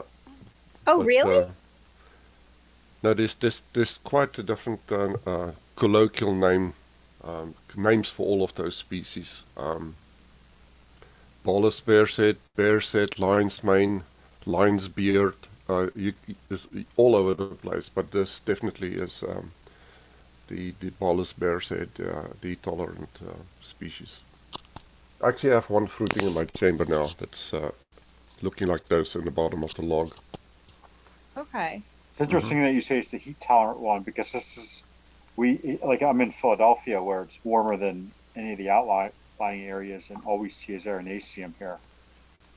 Yeah, well, when we said heat tolerant, it's around 70, 65. But when you go up into the Adirondacks, and this is the one you see, right? More commonly. Yeah. Mm-hmm. Where it's colder. Colder, actually. We tend to see the Coraloides, Hericium Coraloides. The one, this one looks like the one with the tufts at the end of the branches. The one we see is with more little spines all along the branch. I see. That's what I thought that this one looked like, the one in the foreground. It kind of was spiky. Right, the baby. Yeah, I can actually show you pictures. Mine looks like cactuses before it starts pushing the, so like coral, before it pushes the tooth combs out. Okay. That looks like coral. It's unbelievable. All right, your next one is an IDK mushroom. I'm so creative. I feel like this looks familiar, like you guys helped me maybe identify this before. Is this like an inosopy, or what is this? Yeah, that's the first thing I would have said. Some sort of anosopy. Okay, because I have these in INAT, something that looks like this from like a year ago, and they were similar looking, and I didn't have a species. All it said was Inocype. But I found these like littered on the floor in a park in covering a park in Morris County. Just tons of them. Probably Molossus unicolor, maybe. I was just looking that up because that's what it struck me as. Yeah, I'm looking at pictures of that right now, and yeah, it looks pretty darn similar. Oh, Molossus. Yeah. Well, at one point they were all Inocypes, Lauren, and then they've been broken up because of further study recently. So now you got 4 different genera or something. Yes, Inocype, Molossus, Inosperma, and Pseudosperma. Okay, I'm emailing myself. Yeah, Molossus unicolor looks pretty similar. First, you probably need to do microscopy on them if you want to be sure. Okay.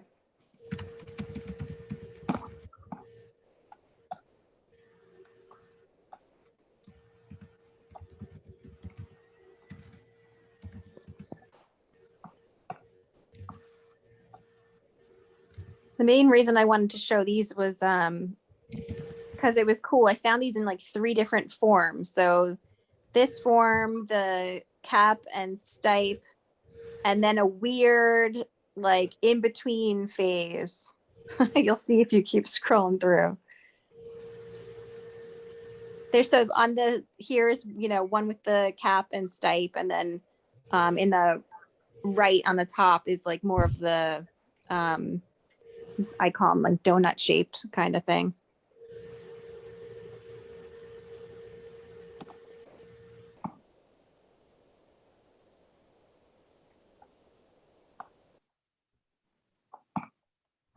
I wanted to ask about these aborted Entaloma, which is what I'd assume this is.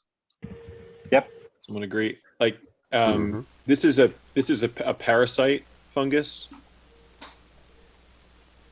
right? Is anything known about how the spores disperse from each of them? Like, it seemed to me that most of the mature Entaloma caps end up like covered by the fungus. They wouldn't maybe sporulate so well. So what we're looking at here is actually 2 different fungi. So these are an Armillaria mushroom that's being attacked by the Entaloma. So that's the Entaloma proper, like the actual Entaloma mushroom.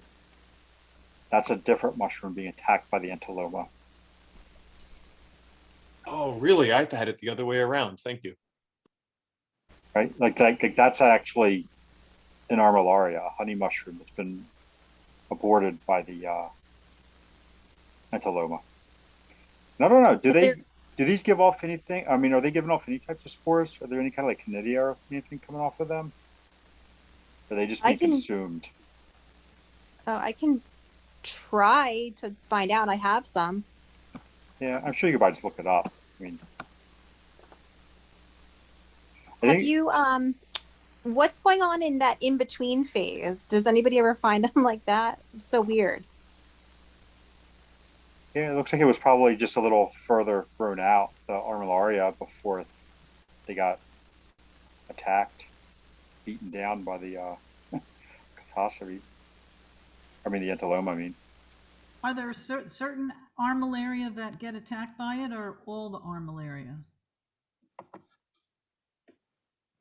I don't know. Does anybody know that? I'm not sure. I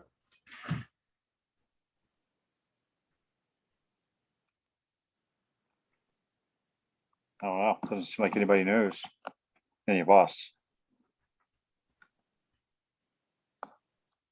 Somebody did ask earlier, though. They were showing pictures of theirs, and they were talking about the good edible stages. This is what they look like when they're really like ready to eat. They should be nice and firm. They're not squishy on the inside. When you pick them up and you feel them and they're kind of squishy on the inside, and you tear them open, and the interior is starting to look spongy and darkening. That's when they're kind of past their prime. They should be nice and firm. Does the Entaloma ever go after a mushroom that is not edible? Or is Not it that I, really the honey mushroom? not that I know of. I'm pretty sure they're obligate to Armillarius because people eat them all the time. Mm-hmm. If they were attacking something that was poisonous, we would likely know that. It's just like the same question with lobster mushrooms. People ask, what if that lactofluus, I'm sorry, if the, what is it, that, the parasite that attacks the Rucellas and the hypomyces. What if the hypomyces attacks a poisonous Rucella or a poisonous Lactarius? But the reasoning is that nobody ever gets poisoned by lobster mushrooms in the decades or hundreds of years that people have been consuming them. So we can pretty much assume that they don't attack anything that's poisonous. And my thought would be the same with this, because people eat these all the time and you never hear of anybody having a problem. So Luke, I hear Dave always talking about how you need to parboil Armillaria so that you don't get sick. So if this is Armillaria, I've never heard anybody talk about parboiling this. Like, why is that? I don't know. Maybe it's only attacking a specific species of Armillaria that's not as bad. Because like people talk about that with the honey mushrooms, but it seems like it's in particular there's Armillarias that really seem to give people problems, as far as I know. Now I'll also say though, I've eaten tons of honey mushrooms without ever parboiling. They don't seem to bother me, but everybody reacts differently. Yeah. So some people, I've heard people talking about Armillarias and not having any problems with them, but then eating them one night, with a bottle of wine and becoming egregiously ill. So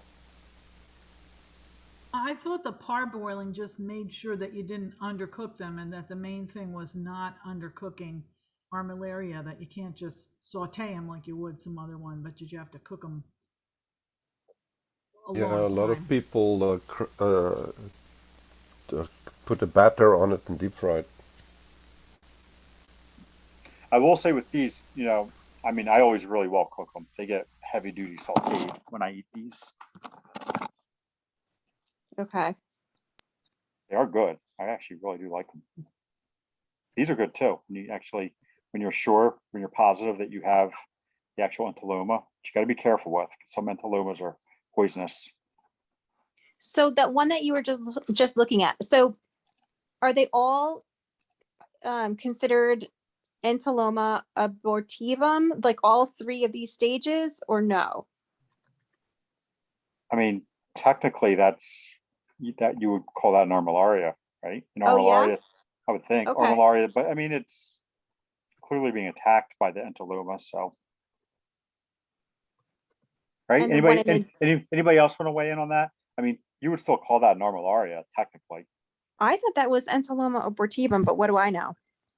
No, I think she's got a good question. I wouldn't have recognized it as Armillaria, except that is the Entaloma has attacked the Armillaria. Right. There's no question about that.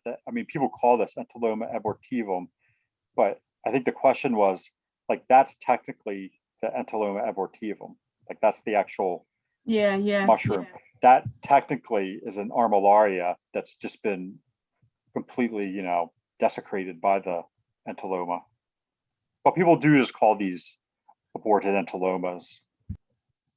Because at one time it was thought that these were the actual Entaloma that was being attacked by the Armillaria, but that's been disproven. Which is what you're going to see in most of your older field guides.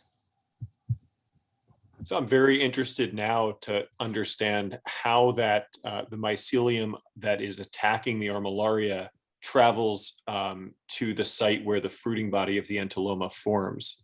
Is there some kind of rhizomorph there or something? It would have to travel out of this Armillaria substrate and into the substrate on the ground, because we don't see the fruiting body growing directly out of the Armillaria. No. All of this happens sort of underground. The wood wide web needs to sort of read up on mycelium. Mycorrhizal. Yep. Mycorrhizal. Mycorrhizal.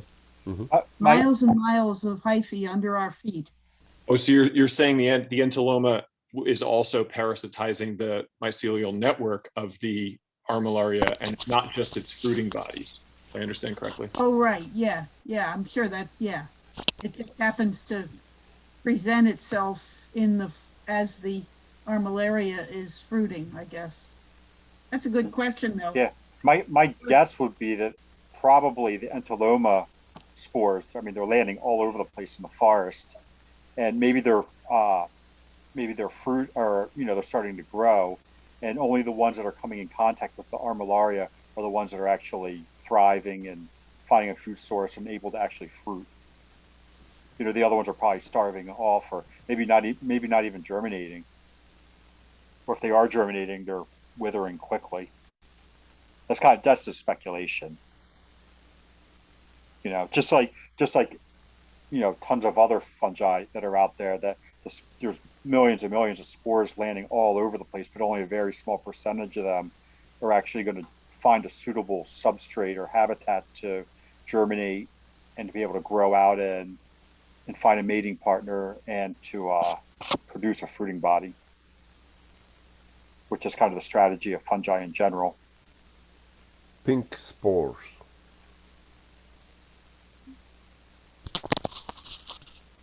Does that answer the question? Is somewhat as best as we can? Yes, thank you. Yeah, there probably is some research into that if you dig around. I bet you would find, because that's a good question. Somebody's possibly has looked into it. And if they haven't, there's a really good research question for somebody, because these are common in the area.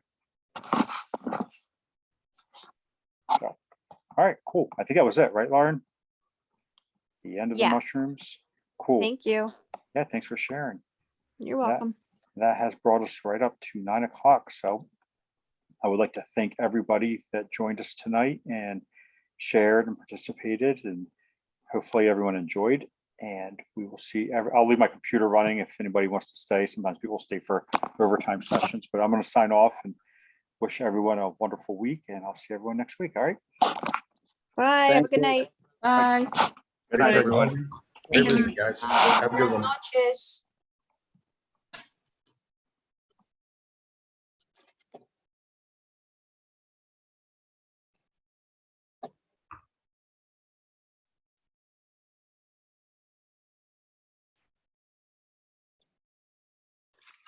Marius, can I ask you a question?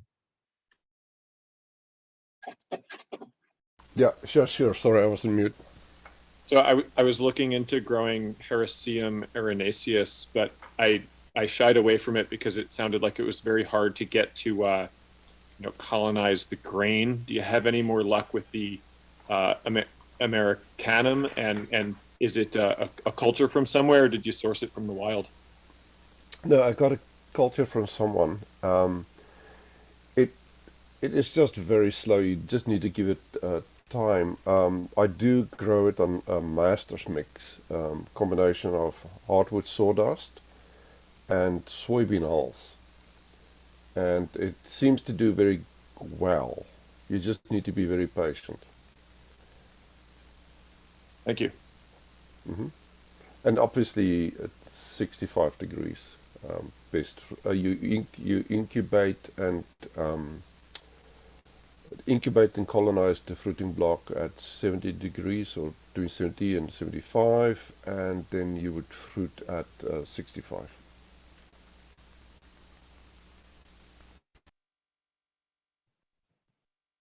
Marius, what are you using as your kind of facility? Are you using like a tent?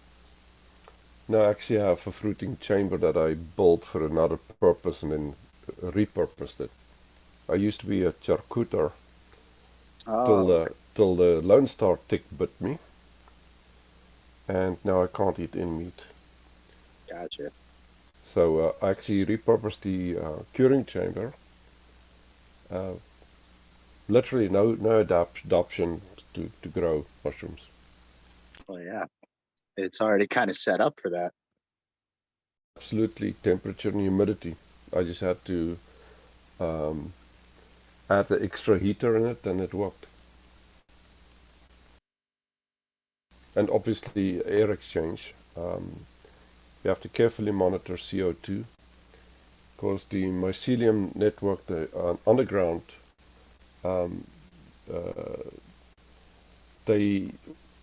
when the fruiting body tries to get through the soil, it goes after oxygen.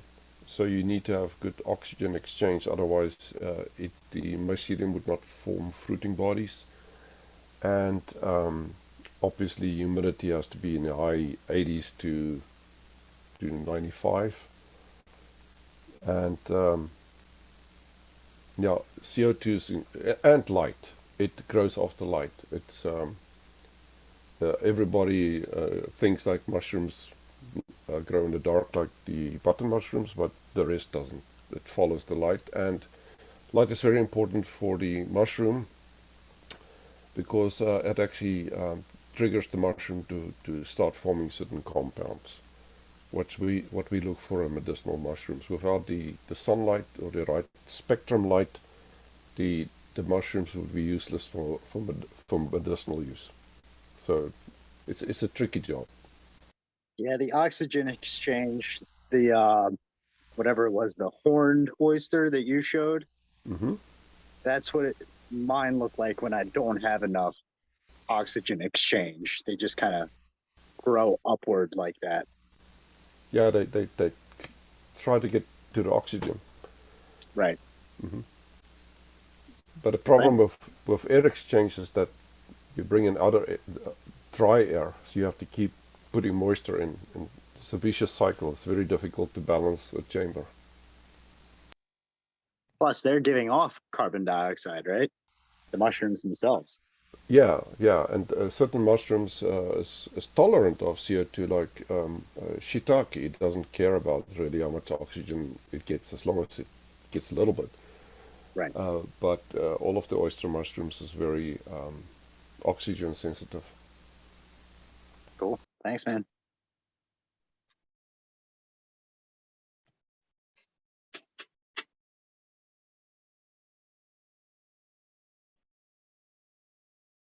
I actually stayed on to try to get my camera working, but we'll stay on.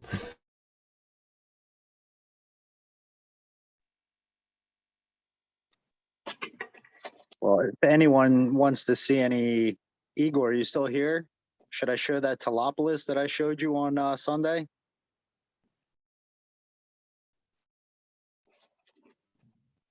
Sorry, I was muted. Yeah, of course.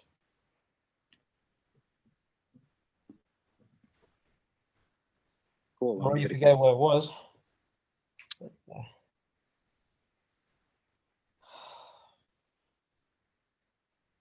So I found this the day before we had our foray. Oh, here we go, yeah. And I was unable to find it once again on the foray. Some more photos. We did see that at the Frag foray, Murray Self found it, I think. And yeah. I wanted to save a a specimen, and then in the post ID cleanup, it disappeared. Yeah, but it had this beautiful color on it. The stipe was relatively smooth, like not too much in the reticulation field.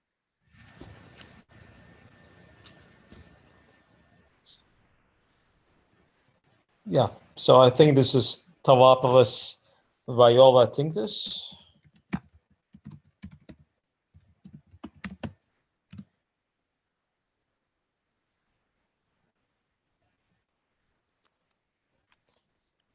Which we should find in the Pine Barrens. I mean, it is in the Pine Barrens. I used to find it at Brandon Burn. And of course, we saw it at the Frag foray 2 weekends ago, albeit only one exemplar, one fruiting body. Yeah, I only found this growing singularly as well. Yeah, we found the species at other forays. I mean, this year, meadowwoods, it was very common. And we may have found it elsewhere, not in abundance, but maybe one or two fruiting bodies. But the meadowwoods is the one. I mean, I posted that on a Mo. That's why I remember it. It's mostly a summer mushroom, but it does grow in the fall in the pine barrens. And of course, I always ask the same question as with other boletes. Do we have a lookalike species for Dilopilus violatinctus? And it's differentiated from the Plumba violaceus because it has that smooth stipe, right? No, Plumba violaceus is much more brightly colored. Violatinctus is more lavender. It's kind of a purple mixed with pink, and it's very subdued. And when it matures, these colors usually fade. And early on, Violatinctus also has a purplish pink pore surface. So the mushroom overall looks, everything is colored, with the same, painted with the same color. And then it turns to tan. Whereas Plumba violaceus, it starts as all purple, but very quickly the cap turns brown, and not light brown, not tan, but darker brown. And when it's really, really dark brown, chocolate brown. And the stipe is still deeply purple, and it's not like uniformly purple. It's like has these I call it like tongues of flame, very mottled kind of a color scheme. So areas of deeper purple and lighter purple kind of intermixed. So if you just look up, it's very common. I mean, Plumba violaceus is extremely common. If you look it up on the Mo or INET, if you prefer INET, you'll easily find what it looks like, and then your mushroom is more distinct looking, not as brightly colored, mostly uniform, and the stipe is also very solid in terms of its color. You don't see these variations with the lighter and the darker areas of purple. But again, it's not truly purple; it's more lavender. Gotcha. Or pinkish purple, very subdued, very fine, kind of diluted, washed out color. Awesome. Thanks, man. Once you see it enough, you'll get a good feel for the species. And I think this is the idea with all the fungi. I mean, I've seen many things over my life, in the last 10, 15 years, but if I only see one mushroom like once a year, I cannot remember it. I have to see repeatedly. And of course, if you're interested, you will remember. But, that's why with polypores, I completely suck. I mean, I cannot do polypores. I have no interest in them, and they are confusing. I find them very difficult. And I don't find them very interesting either. Well, this being my first summer, it's pretty much all first finds for me. So they're all kind of interesting. Yeah. Well, if you stay around, your learning curve is going to be very steep for the first maybe 5 years. And it all depends on what you want to study or remember. Yeah, I'm finding that out. Brandon, have you recently gotten, I'm in the same boat as you. So have you gotten something that's more like your favorite type of mushroom that you look for? No, not really. I'm learning a lot about boletes and amanitas just from Igor. I'm learning a lot about kind of micro stuff from Marisol. So just kind of taking in what everybody has. Yeah, we're definitely in the same boat, but I think the most, so far the more interesting ones for me are the Lectarius types. I'm so excited by it. I don't know. Yeah, they're cool. And yet I'm so frustrated by them. You have to buy the book. But the book that was at the site was Lectarius based, and we couldn't identify 3 separate mushrooms, and it was in 1990 something. No, the Lectarius book I'm talking about is more recent. Oh, okay. Well, that would help. Yeah, that's the one by Bissett and Rudy, I think. And that one is maybe, I don't know, less than 10 years old. I would say maybe 7 years old, 5 years old, something like that. More than 5, probably 7. And you have to use the keys, because, people often just go and try to compare pictures. Well, it's a shortcut, and at times you can be successful, but if you really want to do it the more scientific way, you will have to go through the dichotomous keys. And those were constructed for a purpose. And once you learn how to use them and you get very good at using them, you'll find them very helpful. So I suggest you buy the, if you really want to study Lactarius. And again, Lactarius, all that work by Bisset et al. Was done, without the DNA. So basically, it's their interpretation of the species. I mean, they would collect something, they would go into the literature, and then they would say, okay, we think these mushrooms that we collected, Lactarius or whatnot, they're those. So never forget that species concepts change. They get sometimes mixed up with other things. Yes, that's right. Thank you, Brandon.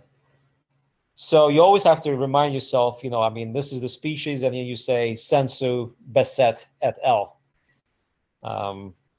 We're still learning through DNA, and as you saw with the Sterium, the picture is very complex. So there's no Sterium austria here, apparently in North America, but you have endogenous species that perhaps were once discovered and described, but quickly forgotten, and then rediscovered, 100 years later. So DNA really is going to sort things out, albeit it's going to be very slow, but that's the only hope. You have to prove species concepts. You have to prove them. You have to anchor species epithets, and doing this, through morphology, old school style, is not helpful. Just think about a telescope. A small telescope is only going to show you what's nearby, but you'll be missing all the globular clusters and the galaxies and the nebula and things like that. You need a bigger telescope. So DNA is your bigger telescope that goes all the way to the end. That's a good analogy. Yes, it is. I used to study astronomy 2 years ago. What haven't you studied? I mean, not professionally. I'm not sure. What haven't I studied? Oh, Yeah. you'd be surprised. Not much, mostly mushrooms. I mean, mushrooming is my single hobby that probably lasted over 10 years. The other ones are just kind of fizzled out and just walked away from them. I hear you. Can I try to stump you, Igor? What's that? Can I try to stump you with another mushroom? Oh, sure. It's not going to be very difficult. Oh, I think it's difficult to stump you, I think. Oh my goodness. No, it's quite easy. Like I said, I'm not a generalist. I know specific, but on the surface, I know a few things. But if you dig deeper, I'm going to fail miserably. All right. Being honest here. So this is a bolete. Oops, sorry, wrong one. Here we go. That's the bolete. Got the cracked cap. Color is pretty close to true. Yep. There's the underside with lots of scabers, and there's a very large, let me see if I have a better picture of the, there you go. So you can see this, the concave nature of the cap. I mean, underside. Pores. Pores and tubes. Yeah, it used to be called Lexinellum albellum. Now it's Lexinellum albellum. And as I mentioned before, does it stain like very blue? No, it doesn't stain. No. It doesn't stain at all. It's a very bland and boring mushroom. It gets exciting when it gets morphologically variable. And I've sequenced several exemplars of this species. They all kind of look different. Some are very brown, have very brown caps, cracking, and some caps even have some pinkish tinges to them. And other ones are like almost pure white. And when I got the DNA, albeit I sequenced only one gene, or had one gene sequenced, not several genes, they all came out to be the same species. So this is what I would call Lexinum albellum. I think I did mention that Quo and Ortiz Santana in the 2020 paper collapsed everything into Lexinum, even some of the exotic things that have been found elsewhere on the planet and that are truffle-like. It doesn't matter whether I agree or disagree with that treatment. It's out there, and that's what it is. So Wait, you said there's Lexinellum some- is polyphyletic, meaning that it had more than one ancestor. So it cannot be a genus that encompasses all of these Lexinellum-like things. And now it's collapsed into Lexinum. I mean, maybe later on somebody else is going to study Lexinum and separate everything, again, into Lexinum sensu stricto and all these other things. Isn't there already like a Neolexinum or something like that? No, but there could be Neolexinum, later on if they do a different study, maybe use more genes, maybe use whole genomes. It's a possibility that you will split everything up again into many, many genera. Honestly, I was not happy about this collapse. Usually when you do DNA, you split everything. Doing the big crunch, what they did with Lexinum is very unusual. Is that because they're trying to toss it all back in so that it can then be separated more accurately? Possibly?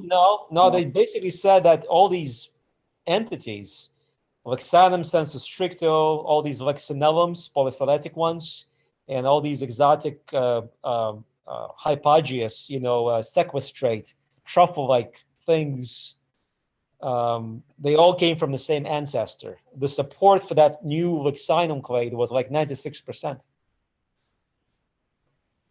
So the reason it was done is not to collapse everything so you can separate it later on, using better methods. No, they actually do believe all these things came from a single ancestor and belong in the same gene. I mean, if you're interested, I could forward you the paper and you can focus on the discussion section, and they defend their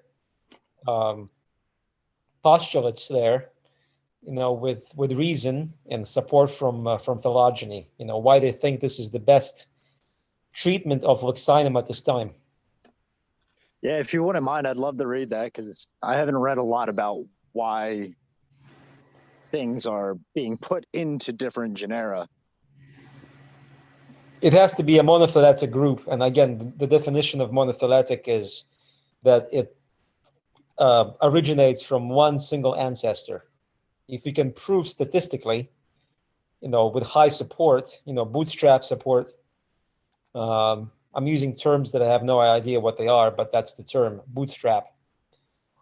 If you can prove conclusively, with in silico calculations. I think the bootstrap support, I'm sorry, go ahead. I'm sorry?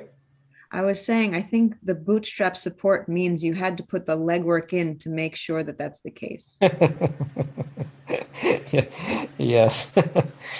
Well, it probably called bootstrap support for a more scientific reason, but that's a nice joke. But yeah, again, everything is still in the flux, and different people are using different genes, and it's kind of hard to argue with someone when they've done a lot of work. But there's always progress. You have a more myopic vision, albeit it's better than before, and then somebody has a better statistical package, 5 years down the road, and they reanalyze everything and they say, well, looks like, we're going to change things again. And there you go. It just goes on and on and on. So, okay, whose bolete is that? Is that the same thing? You're muted. Okay. Not mine. Oh, sorry. Yeah, this is something different. I think still Telopolis, but I honestly, I struggled with this one. Only one picture? No, I have some more. I'm on my phone, so I have to go back into the gallery. Oh, I see.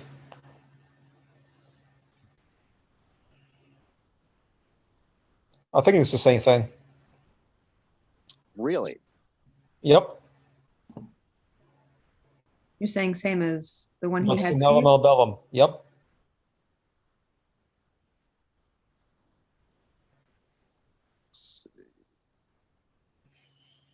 Yeah, I guess I don't have a ton of great angles on it.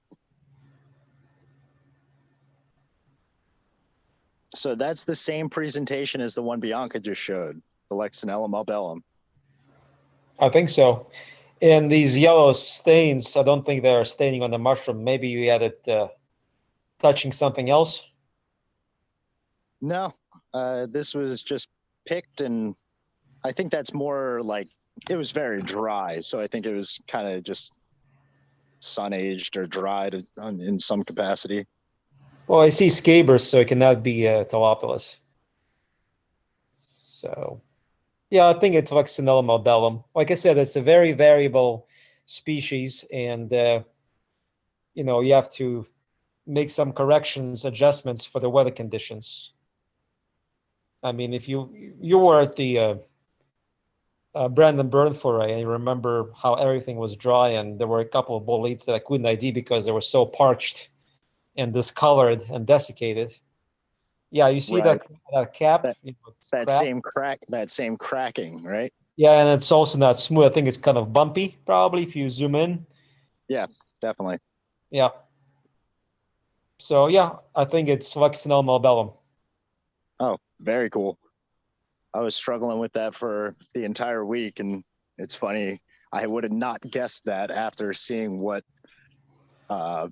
she just presented. Where did you find this? This was in Rancocas. Okay. Kind of pine barrensy. Yep. Yep. Some portions of that, I did find this in very sandy soil.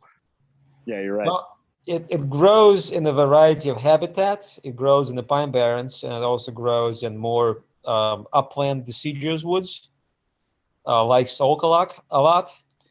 I don't think it's mycorrhizal with the pine. So. Oh, okay. In the pine barrens, it grows with the scrub oak. And I typically find it earlier in the year. This is kind of late. It's kind of late for all these oak-loving boletes.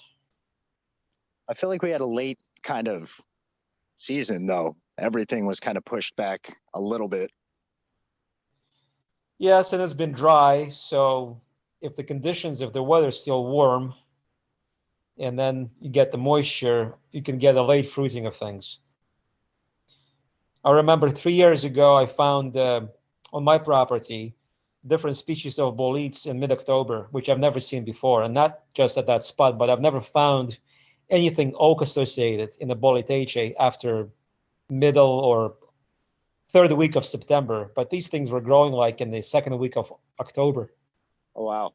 There was that strange year. It was dry, and then there was a lot of rain, and then it was warm, and all these things just all of a sudden popped up.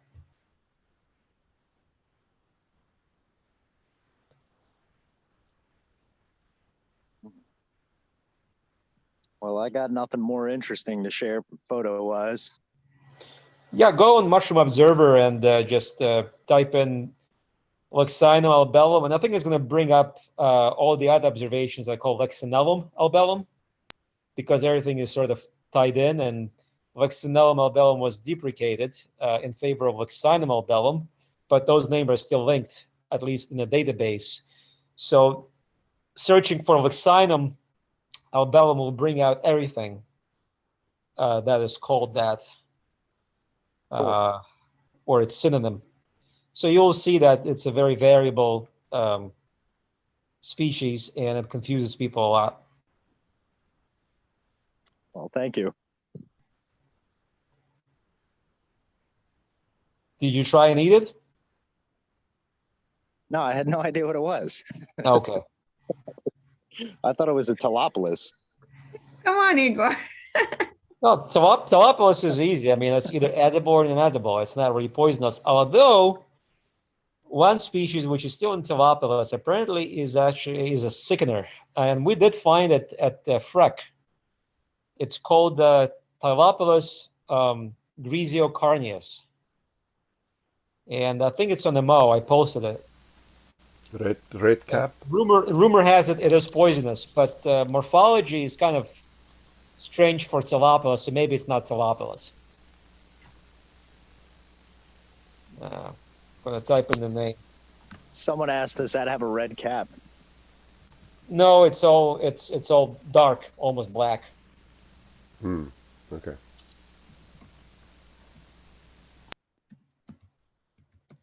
Looks a little bit like Alboater, but not quite. That's the name. And I could go maybe on MO and find that observation and type the link into the chat. Yeah, or the ID.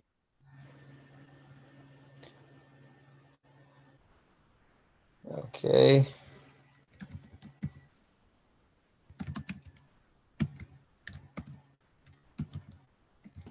Looks kind of like the old man, except without the scabers on top. Which one? I think the Lexinum. No, the Tilapilus grisocarnius Oh. that you're mentioning. Kind of, for me, it looks like a smooth cap bolete, but otherwise looks like the old man with the kind of like the cap and the pores look about the same color, and the stipe looks very dark and thicker than the old man. It's just, it's dark. It's kind of blackish. I mean, I didn't find my observation. I thought I posted it, but actually, this is mine from many, many years ago. It's actually the first observation of Tilapilus grisocarnius on Mushroom Observer. Dates back from 2011. I'm going to post it here, paste it. Okay, there you go. So this is what I was looking at. Yeah. Yeah, that's also an MO, right? This is Wikipedia. Well, it's a Mushroom Observer, because when I searched the name, that observation also came up. Okay, I see. Yeah. So I'm not sure this is a Tilapilus. I think there's a chance it may wind up in Porphyrolis. And I did sequence one collection of mine from a few years ago, but I'm afraid sequencing failed. So I have to try again this year if I can. I'll get an answer. Is that staining red on the Yes. the post? Yeah, that's very cool. Yeah, on the inside. Yeah. Yeah, it's a species that was described by Roy Holling of the New York Botanical Garden fame. Roy Holling retired a couple of years ago, and then he moved from New York, from Yonkers to Colorado just a month ago. So, and not just him, his wife too, who was working at NYBG. Barbara Thiers, the daughter of Harry Thiers, who was also a famous mycologist, worked with Alexander Smith. Their book from Michigan, the Boletes of Michigan, is theirs. Smithii is a species I've seen a couple times. I Yep. assume it's the same Smith, right? Yep, same Smith. Most likely, even though it's a common name. It is, yeah. I think there might have been another Smith, because his abbreviation, for the authorship is AHSM. A Alexander Hatchett Smith. So it's abbreviated as A dot space H dot space SM period. So apparently there were probably other Smiths in mycology, and that's why he had to adopt this particular treatment of his name for authorship purposes. Actually, when I published my species a number of years ago, I had to put an initial in front of my name, because apparently there was another Safonov who published something like 50 years ago. Oh, really? In mycology, yeah, I think so. Or in the lichens or something like that. I forget. Yeah.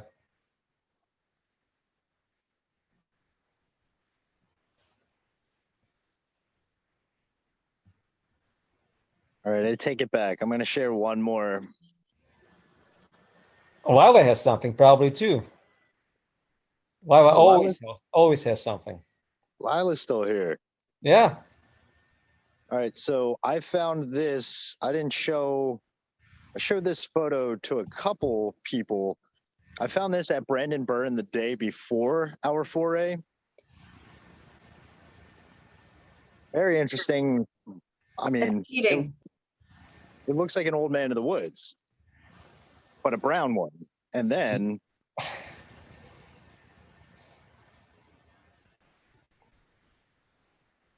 it's got gills. It's not another Anasabi. See, that's what I thought. Yeah. I mean, it was pretty large. I mean, more than an inch in diameter in the cap, and it was standing probably a good inch and a half high, which I thought was a little big for an Anasabi, but No, I could be that's wrong. it's the right size. It's still small. Well, you should have left it there for the foray. I mean, ideally, we should not collect anything, within a week, prior to the foray.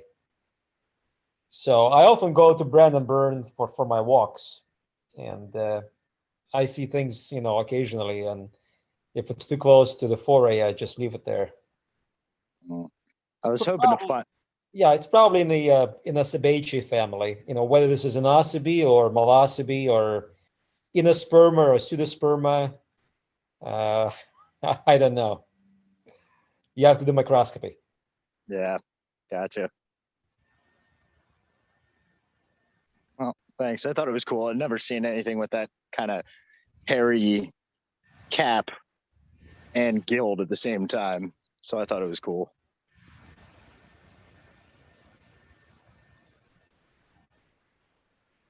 Yeah, the gentleman who does sequencing for me, he likes Anasabi a lot, and I think he knows Anasabi pretty good. I mean, he does microscopy, he does the DNA, and he also used to collaborate, maybe he still does, with Brandon Matheny, who is the expert on Anasabi, at least in this country. I think I might also have an anosopy. Tell me if I'm wrong. I'm not good with this, so let me try and see if it is. Anosopy is typically not difficult to identify to genus. I mean, in a broad sense. Let me share this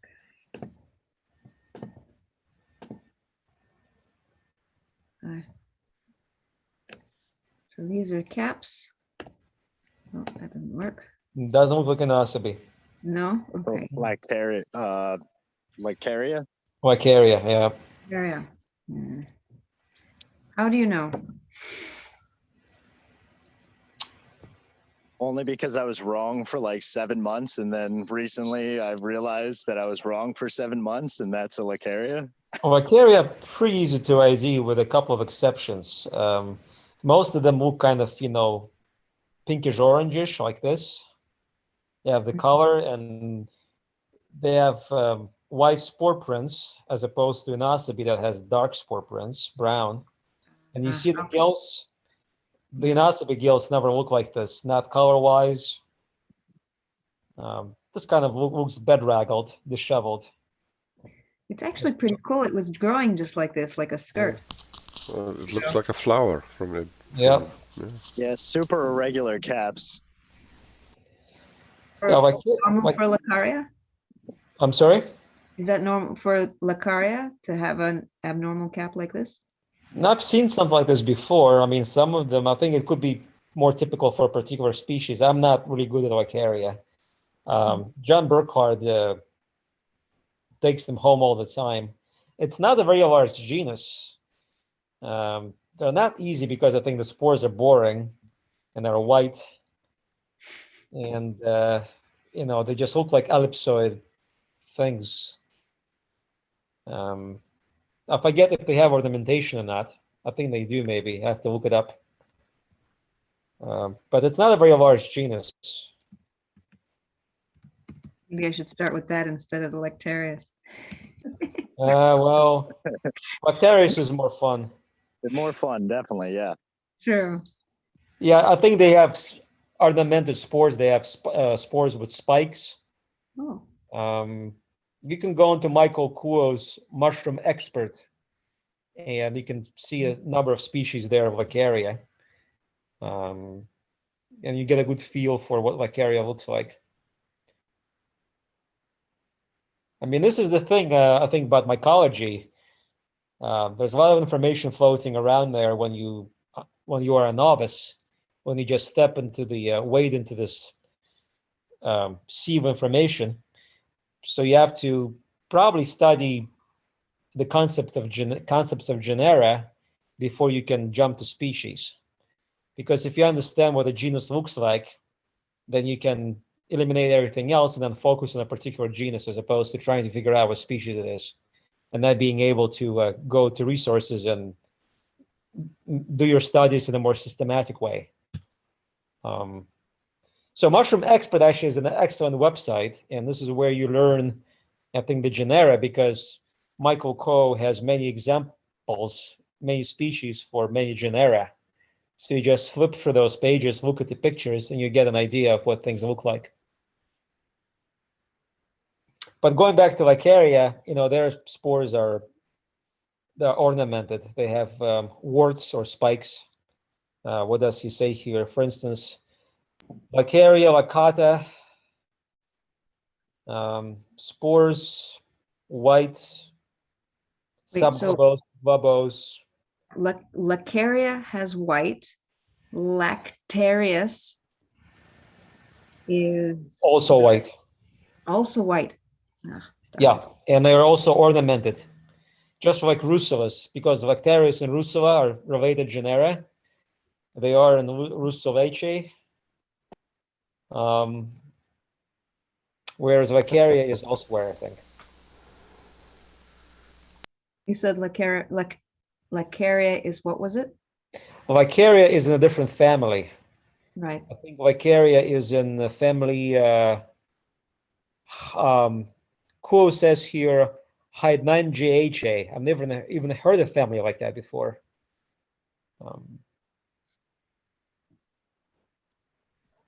And what family were Russulas and Lactaria in? Russulaceae. Russulaceae, gotcha. Yeah.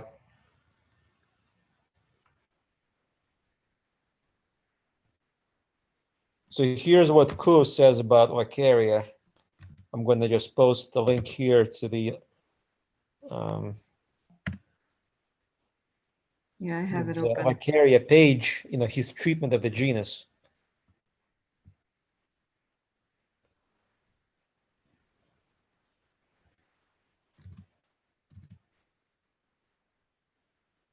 Now, there are a few Lacarias which are distinct. Lacaria ocropurpurea is very robust and has dark purple gills, but the surface of the cap and the stipe are very pallid, kind of whitish creamy. And then, of course, Lacaria trulicata, which we did find at Brandon Burn last weekend, and you were there, is another mighty, big Lacaria, very purple, and it only grows in sandy environments. So trulicata is easy to ID in the Pine Barrens. Once you see it a couple of times, you can't confuse it with anything else. Yeah, we found that a couple weeks in a row now. It was the Freck probably, right? Yeah. Oh yeah, maybe.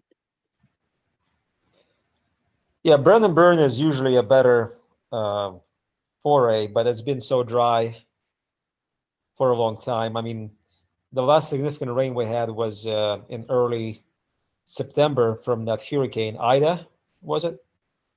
And even after that hurricane, there were not that many fungi. Because it wiped everything out. There was so much rain that it could have overwhelmed, just drowned everything on the ground. A lot of places flooded, I found. Yeah, so sometimes too much rain is not a good thing, especially if there was a lot of rain before that. And also remember that September is the transition month, And in New Jersey, the summer season is fairly short for summer mushrooms. It starts maybe like in late June or middle June and then goes into mid-September, so 3 months. Whereas in some more northern locations like Massachusetts and Connecticut, you can find summer fungi into October. Certainly in the late September. I just wonder about that. Why New Jersey has a relatively short fruiting season, even though it's located to the south of, New England. That is interesting. Yeah. Because even when I went up to New Hampshire at one point this summer, and I'd been looking a lot in New Jersey for the prior weeks, and that was the most mushrooms I found to date. Just that one weekend, so many mushrooms in New Hampshire compared to New Jersey.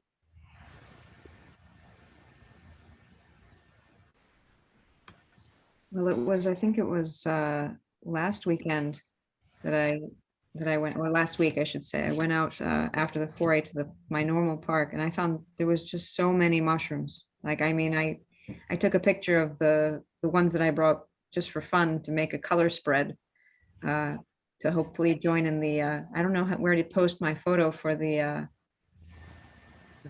competition, but I made a photo spread of the colors. I think I showed it last week, so I'm not going to show it again unless you want me to. But it was just so much, like it. So I don't know whether it was about the Brendan Byrne that it's a little, because of how dry it was. It seems more appropriate than, because this time before it seemed like it was just on my end with the mushrooms near me. Yeah, it was kind of strange, Forestry Source Education Center foray, it was quite productive. Actually, I was pleasantly surprised. And then Brendan Byrne was completely uninspiring. They were only a week apart, and I think both got about the same amount of precipitation. Like I said, after that hurricane, I didn't see a lot of mushrooms, but, I tend to go to the same places, and it seems to me just maybe I'm just missing on the bigger picture. I have relatively few parks around where I live. I mean, I have to travel 28 miles to Brendan Byrne. And if I want to go to Trenton, I have to drive 37 miles. There's a park there near Trenton called Washington Crossing. And I haven't been there since early August, I think, after a tornado just ripped through the park. It was sort of disheartening to see so much damage in there. I was like almost crying. And I never came back. I never went back because it was very frustrating. So I don't go to many places because everything's far away from me. I could always go south, but I'm not really familiar with the parks that are more to the south of me. What town are you in? I'm in Maple Shade, which is basically next to Cherry Hill. I lived in Cherry Hill. I know where you are. It's a suburb of Philadelphia, And if you look on the map, there's just nothing close by. You have to drive a lot. Igor, there is a place in Voorhees. It's called Stafford's Farm. There's a pretty good amount of mycological life going on there right now. And it's probably not too far from you. Is it a good hiking place, or is it just kind of impenetrable jungle? No, it's not a great hike, I wouldn't call it, but it's a disc golf course with a hiking trail next to it. So it's not impenetrable by any means. It's pretty open. I walk around the disc golf course and collect mushrooms and talk to people playing disc golf. A disc golf? I don't play it. I just walk around their course collecting mushrooms and looking at them. That sounds like it must be pretty open. Yeah, it's pretty open. What is disc golf? It's like golf with a frisbee. So you might see. Oh, I see. Okay. You might see the setups where they have chains hanging down from a contraption, and you try to. I've never played. I've seen these though. you throw your frisbee to try to make it into the contraption. And Huh. like golf, you would Never heard that sport before. That's interesting. It's also a fun sport, but there's a bunch of mushrooms on that particular Stafford hiking trail / disc golf course. And it's, you know, you're in Maple Shade, it's right down Springdale Road from you. So you said it's in the Voorhees, Yeah, Stafford. Stafford. Okay, let me. I think those disc golf places are kind of like a golf course, except without the chemicals and the harsh mowing. That, and they're in the middle of the woods. Yeah, yeah. You know, if you know Eastern High School, Igor, it's directly across from Eastern High School. No, I'm not familiar with Voorhees at all. I mean, that's where Marius lives. But I just Googled it. I just went to Google Maps and I found Stafford Farm. It is what's the road name? It's on 544, County Route 544. I'll check it out. Let me see what the satellite imagery is like. Yeah. That's always what I don't feel like driving too far. That's where I go. And I find pretty cool stuff. Okay. Neighbors. Another reason I don't go to Foray in this time of the year is because of the ticks. I was at Brandon Burn, and there was a tick on one of the mushrooms, and it jumped on my hand, unbeknownst to me, and then I scratched my ear. It wound up on my ear. And in or on? On. Okay. Yeah, and I was basically crawling and making it itch, and I realized what it was, so I had to sort of, play with my ear and make sure that it jumped back on my hand again, and it did. But, basically, if there's a single tick in the woods somewhere, I'm going to find it. So I try to avoid, bushwhacking or walking narrow trails in the Pine Barrens, habitat at this time of the year, unless I'm completely sprayed up with permethrin. Yeah. Do you not treat your stuff with permethrin? I do, but only the clothing I wear into the woods, which doesn't look very good. Yeah, but who cares? I walk into the woods looking like a complete idiot, 3 times a week. Well, I mean, I guess it doesn't hurt.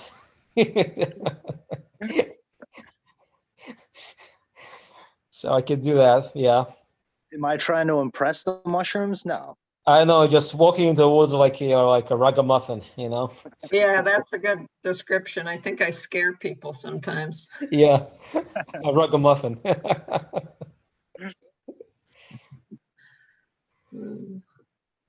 So what else do we have?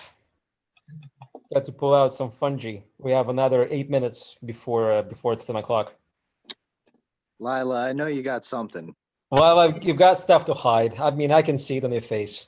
Yeah, all right. I'll share. It's nothing exciting, but we need. Well, you have exciting stuff too.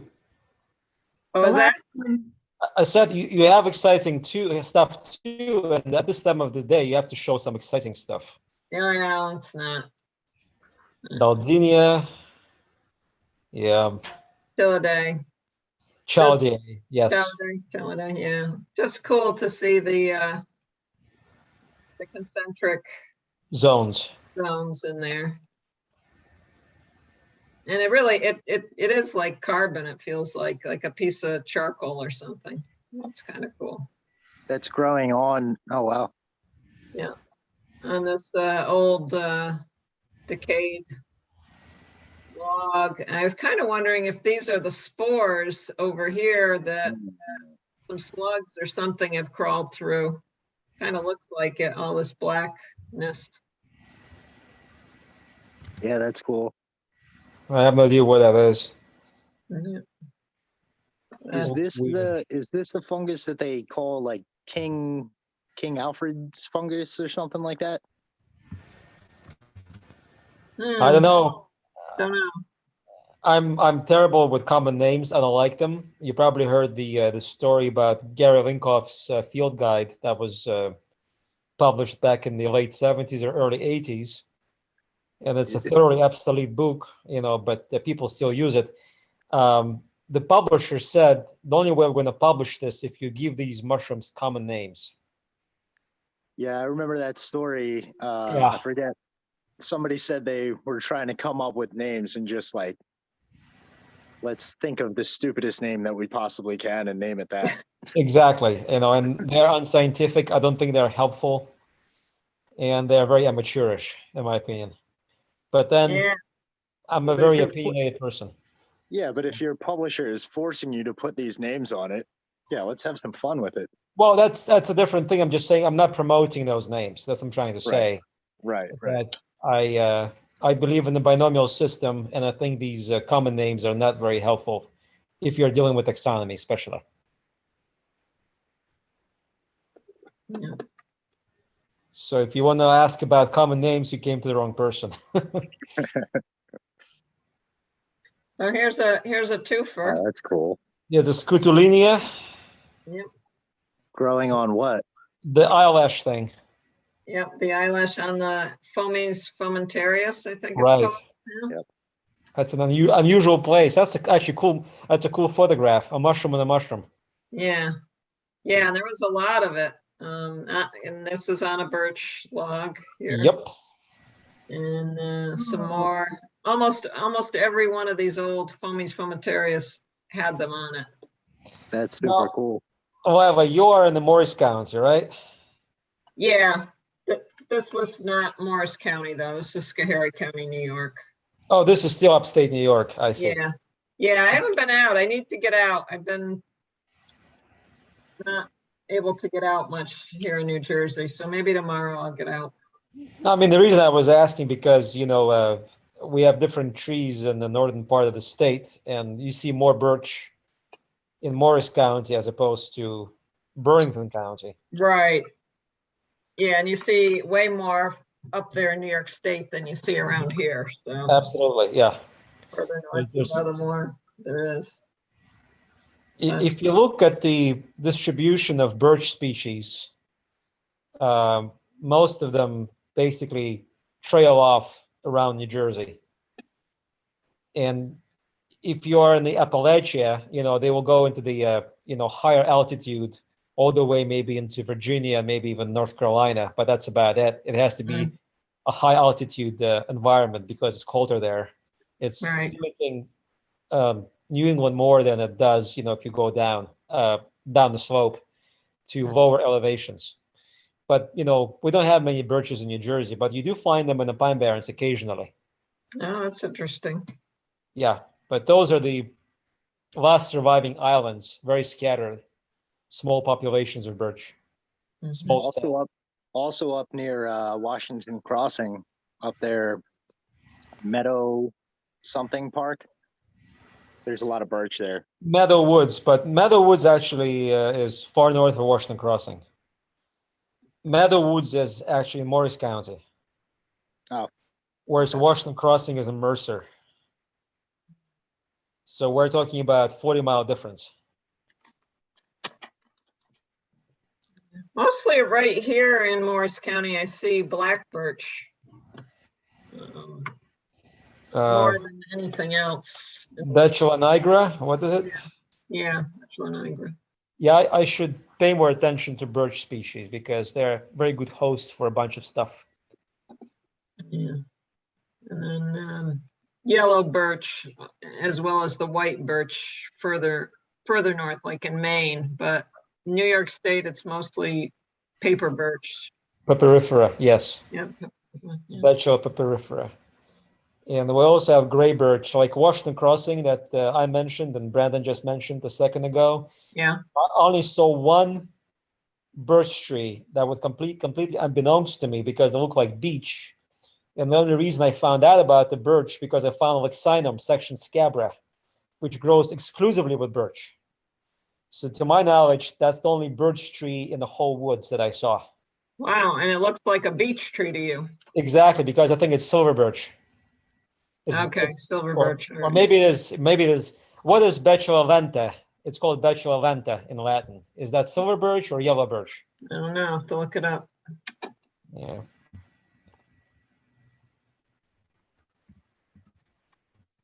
Igor, that park that I was talking about, right near Trenton, it's actually called Greenway Meadows Park. It's in Princeton. Oh, what's the name of the park again? Greenway Meadows Park.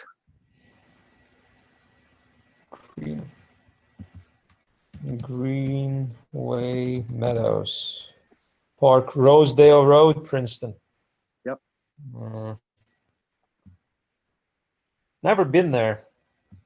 Yeah, it's right near Princeton Battlefield. If you've ever been in and around that area. Yes, our first foray of the season, at least it used to be before the pandemic, is in Princeton. It's called Princeton Institute Woods. Yep, this is right. This park runs up to the back of Princeton Institute. And it makes sense that that would be the first foray of the year because this is where I go for morels. Yeah, well, where we used to go for morels, all of us, and then the morels are pretty much gone from that place. I think it's been overpicked, and then the morels probably went into different growth mode, or I mean, they're kind of acey-deucey. They're mycorrhizal, they could be saprobic. And the woods also changed a lot. There was a lot of undergrowth in there that came about a few years ago. I mean, the last time I went to Princeton Institute Woods was probably like 6 years ago.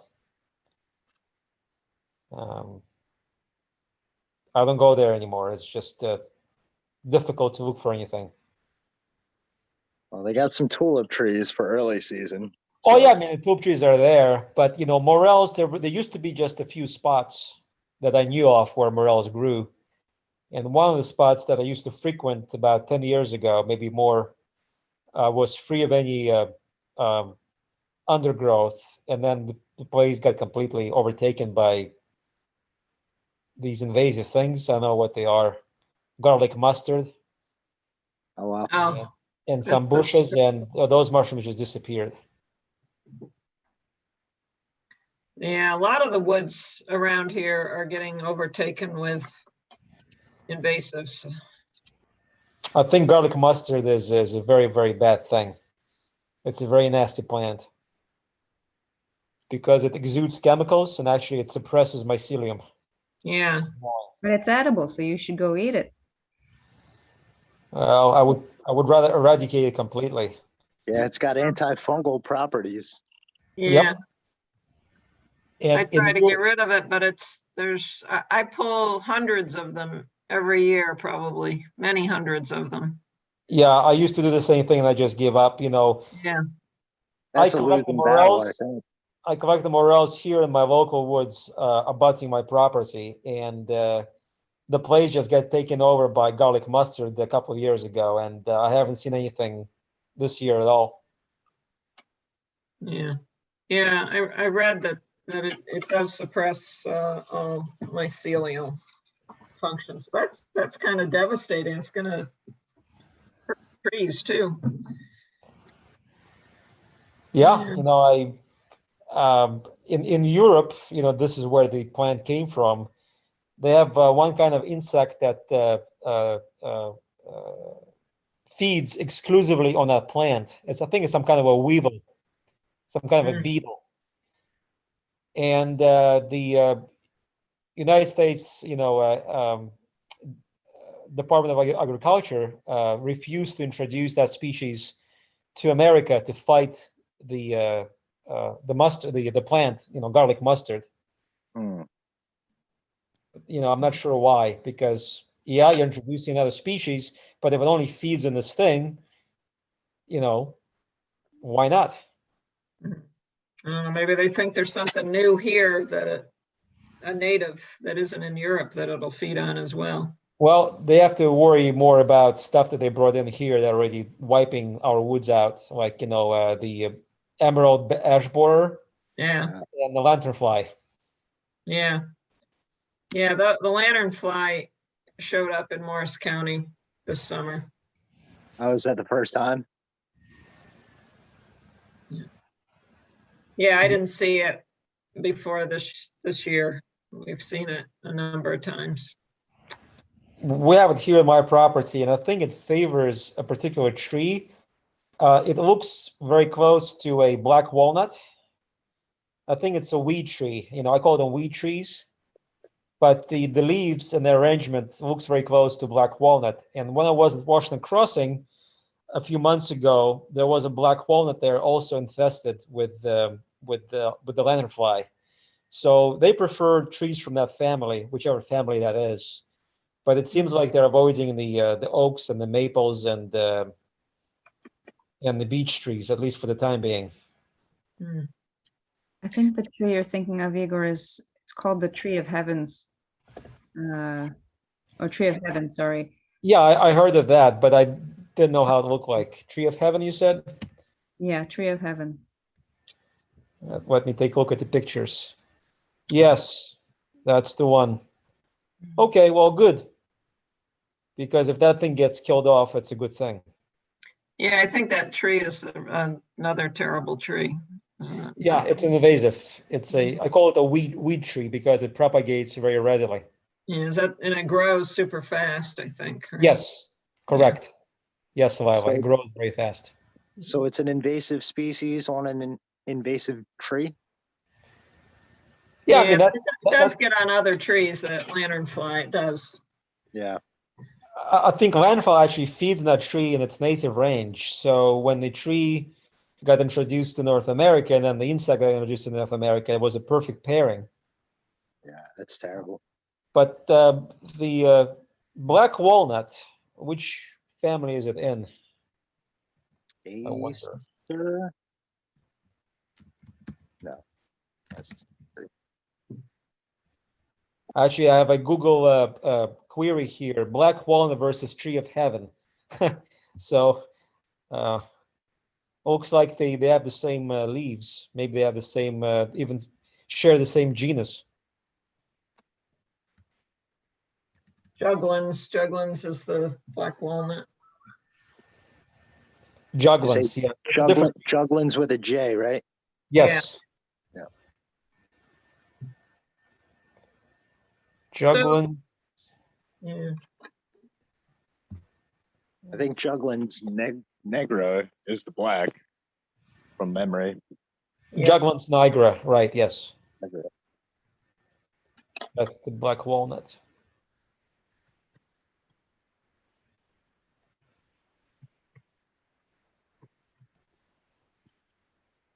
I'm trying to see if they mention anything about the lanternfly as being a pest on black walnut.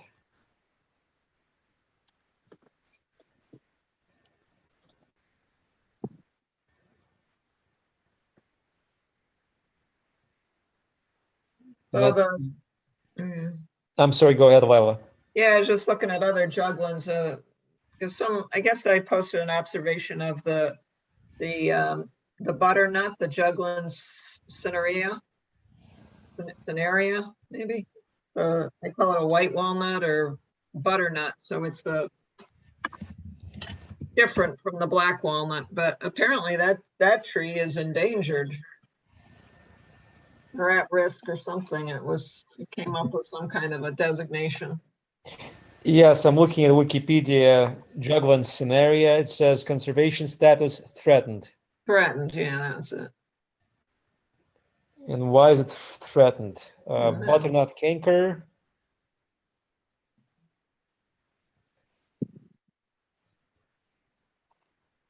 Conservation. Looks like something that also grows around the same area and has the same leaf structure as the sumac. It says staghorn sumac. Staghorn sumac? Let me look it up.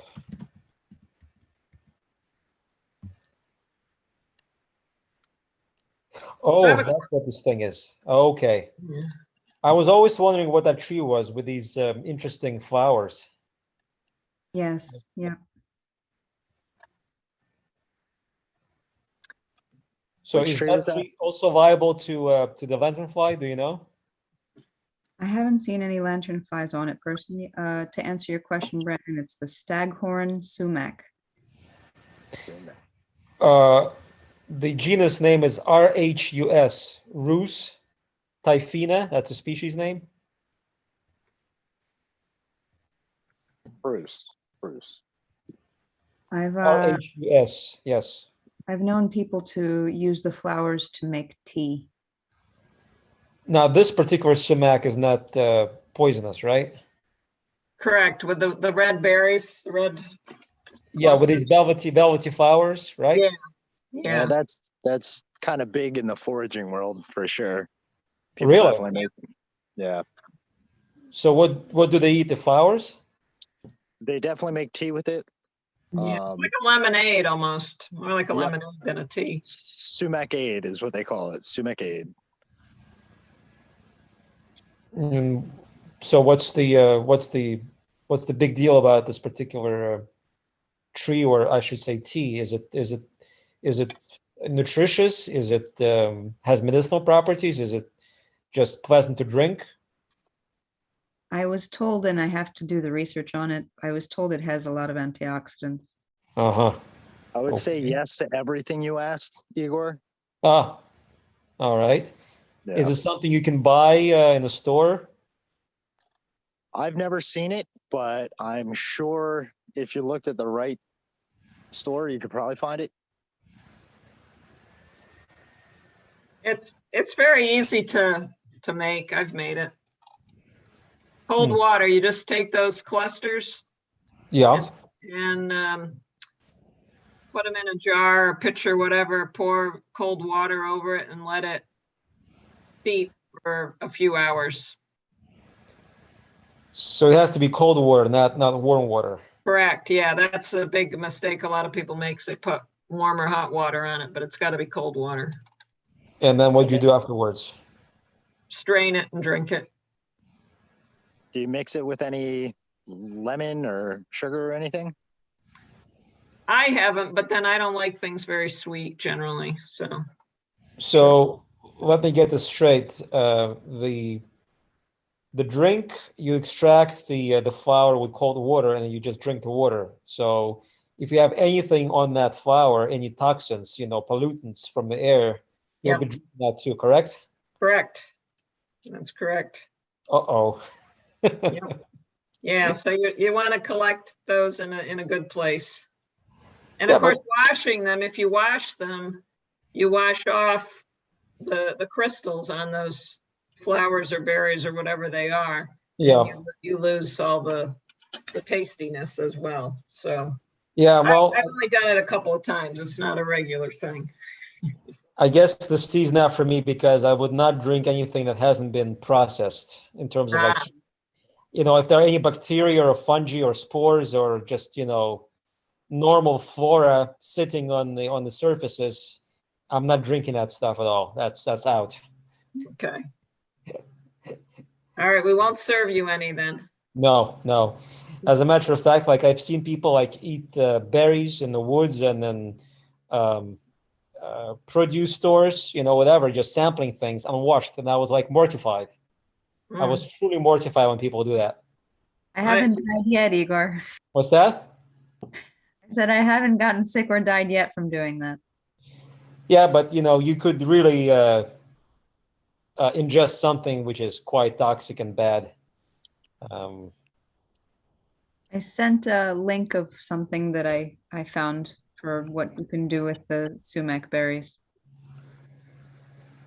So this is staghorn sumac. Kind of an interesting tree, the way that grows, the sumac with the branching and then those flowers come out in the crotch, if you will, between the two branches.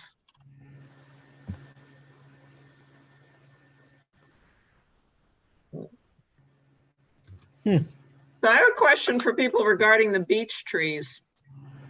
I've been in some forests, predominantly beech, and I see these large black areas on the leaves on the ground underneath them, and then I look up and then I find these branches covered with little white aphids or something. I have a Just- video of exactly what you're talking about. Okay. So I don't know if that's what's doing in the beaches, because then I'll go into some areas and the beaches of like, this is of course like a month or two ago, had maybe 15 or 20% of the normal leaf density. So I don't know if it was gypsy moths or something that got in there, or if it's this other aphid problem, but I'm seeing a ton of those, black oily messes. And then I look up and I find all of those white things. I haven't seen them. Yeah, this is it. This is it. Oh my God, this is horrible. Yeah.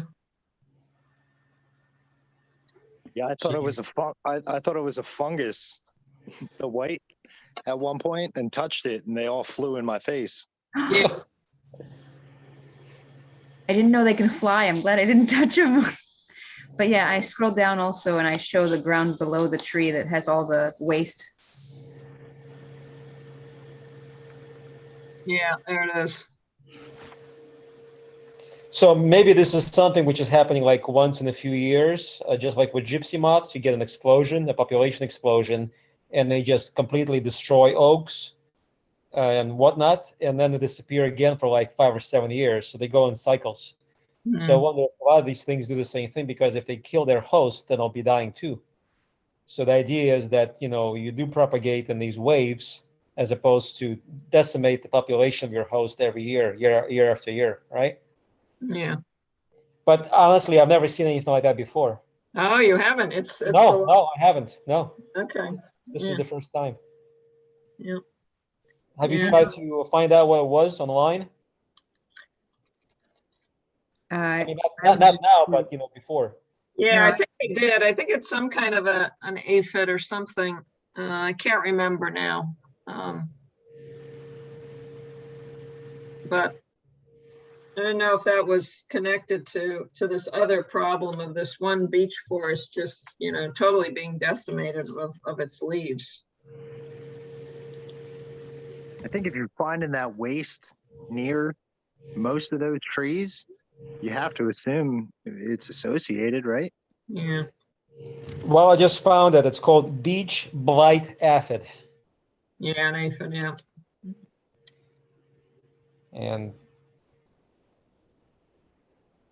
Boogie woogie, yeah, because they kind of dance. They do sort of dance around. Yeah. I was surprised to see them moving in my video just like that. it's a defensive behavior. That's what it is. Starting to think they didn't fly at me and they just jumped at me. Let's get them. Igor, you hate bugs. Well, not really. I mean, I hate some bugs, but actually, I like insects. Particularly beetles and caterpillars. Moths and butterflies. Anything that's like, pretty. Spiders. I avoid. I mean, I don't hate them. I know they're useful. But the ticks I hate with passion. Anything that bites and sucks blood just gives me the creeps. Like bed bugs and ticks. Oh yeah, there's nothing good to be said about those. And I really hate roaches too. Anything that moves too fast. So going back to the berries, I've all my life I've eaten berries that grow in the yard, in the woods, and everywhere, and just eat them. And apples, I pick apples and eat them. You're telling me this is risky behavior? It's probably somewhat risky, but maybe not as risky as eating fruit off some vegetable stand in a store, or like a local farmer's market, because people handle it with hands, and of course you can transfer E. coli and other nasty things. But if something is growing in the woods, relatively ecologically clean area, it's probably a safe thing to do. But you have to have maybe a cast iron stomach for that. Not me. Okay. Not my stomach. All right, I'm Maybe- lucky. I got a pretty cast iron stomach. Yeah, well, Bianca's stomach probably is also very cast iron, so there you go. Lucky. Yeah. I've been doing since I was a kid, but it actually is one of the only things that has caused my stomach to have a problem was I think an improperly dried shiitake mushroom. So, and that was rehydrated in the food I was eating, and it was painful all night. And yeah, I'm not going to describe it. Maybe it didn't get cooked enough. I'm not sure. Where'd you get the dried shiitake? I didn't get it. I believe it was dried and it was in a restaurant. And it's the flavor is burned into my brain. So it's very difficult for me to have it. Yeah. Have it ever again, only in like small pieces where it's not very strong in flavor. I work in restaurants. It might not have been a shiitake. I'm afraid to ask. Why do you know this? Because before I got into mushrooms, now that I'm looking back on it, a lot of things that we put on our menu and called it this particular mushroom probably wasn't. And this is not a lack of knowledge. This is basically premeditated, right? You're saying that people willfully put something which is not what it is. No, more or less, I think purveyors don't necessarily know what they're selling to restaurants. And if you don't know a ton about mushrooms, if you just are taking the word for the purveyor that this is a shiitake mushroom, you're not going to question it. I mean, the flavor was very accurate to a shiitake mushroom. So I'm pretty sure it was that. I don't think there is another mushroom with that same flavor. Well, you got me interested. Can you give us a little bit more detail on how this happened? I mean, where did you collect it? Where did you get it? How did you cook it? I did none of those things. It was prepared at the restaurant in a dish, and I ate it and suffered all night. So you attribute that to that mushroom, but not anything else in that dish. I'll tell you why. That's the only thing that came up. Oh? Well, I mean, it's not necessarily indicative of, well, I mean, at that stage of digestion, everything is going to come up. Okay, so. No, nothing else. For TMI, I was dry eating and it was the worst thing ever all night. And eventually the only thing that came up were these pieces of this circular mushroom. That's it. You're saying you were just throwing up with that stuff, right? Well, it was undigested because mushrooms are tough to digest to begin with. And if it was undigested, probably wasn't the source of it, because that would be contained within the flesh, right? Well, here's the thing. If the toxins are still in the upper part of the digestive tract, if a person throws up, then, it's already in the stomach. So the body senses that something is off. So you're going to purge from your mouth. Now, if things get further into the digestive tract, they'll be purging yourself from the other end. And that's a different story. And sometimes it happens with both ends, right? Gotcha. Yep. So loud and clear. The question is, if it were bacteria, my perception that it's probably going to be maybe in the stomach. If it was a kind of a different toxin, that'll probably be the gut. But if it was the bacteria, wouldn't all of it come up, not just the mushroom? Well, you're just saying you've been ejecting just this particular object, not anything else. Correct. There was no liquid. There was nothing else besides these pieces, which was... That's kind of bizarre. It was awful. Let me give you my experience. I mean, this has nothing to do with mushrooms. I used to eat caviar. On Bianca's thing, yeah. It might not have been, it might have been a dried shiitake and then not rehydrated and cooked properly, and the body rejected those morsels of the undigestible mushroom. Well, my question is, did you feel any nausea or you just had stomach pain? Neither. It was literally just dry heaves, right, starting later in the night. So maybe like, I want to say, if I can remember correctly, maybe 2.5, 3 hours later. And it was just immediately dry heaving, trying to figure out what's wrong and just sticking by the toilet until it. Mind me asking you what dry heaving is, because I'm not familiar with that term. So dry heaving is trying to throw up, but nothing's coming up. So it's yeah, just like Brandon described. It's like retching, right? Okay. But you didn't feel any nausea? No nausea. Okay.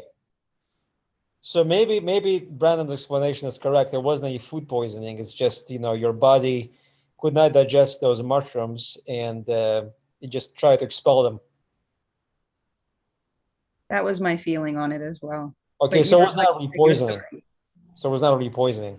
Right. What was your story, Igor?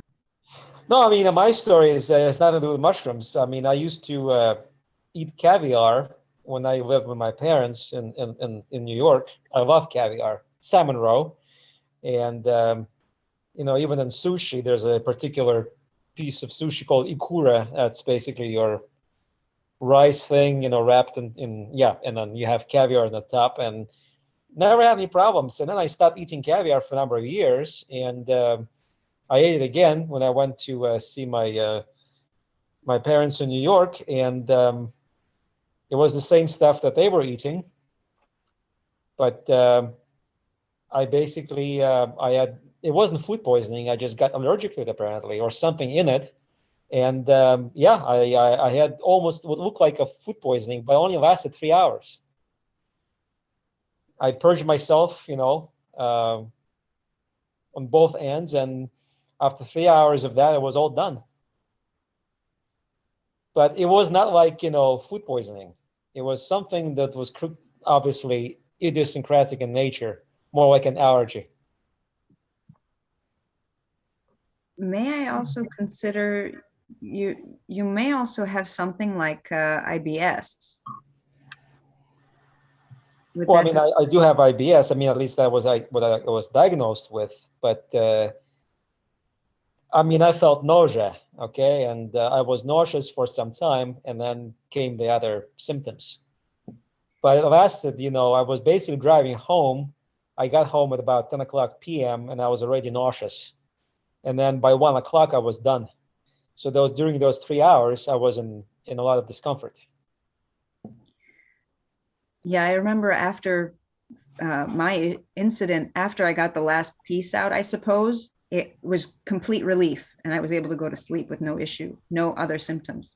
So it's, but with the IBS, I know a couple people that have had something similar where they cannot eat smaller foods like seeds, like certain berries because they have smaller seeds in them. Like I'm considering caviar being one of them because the film that's on the caviar stays. Yeah. So I think that might have been it and not necessarily something inside the caviar itself.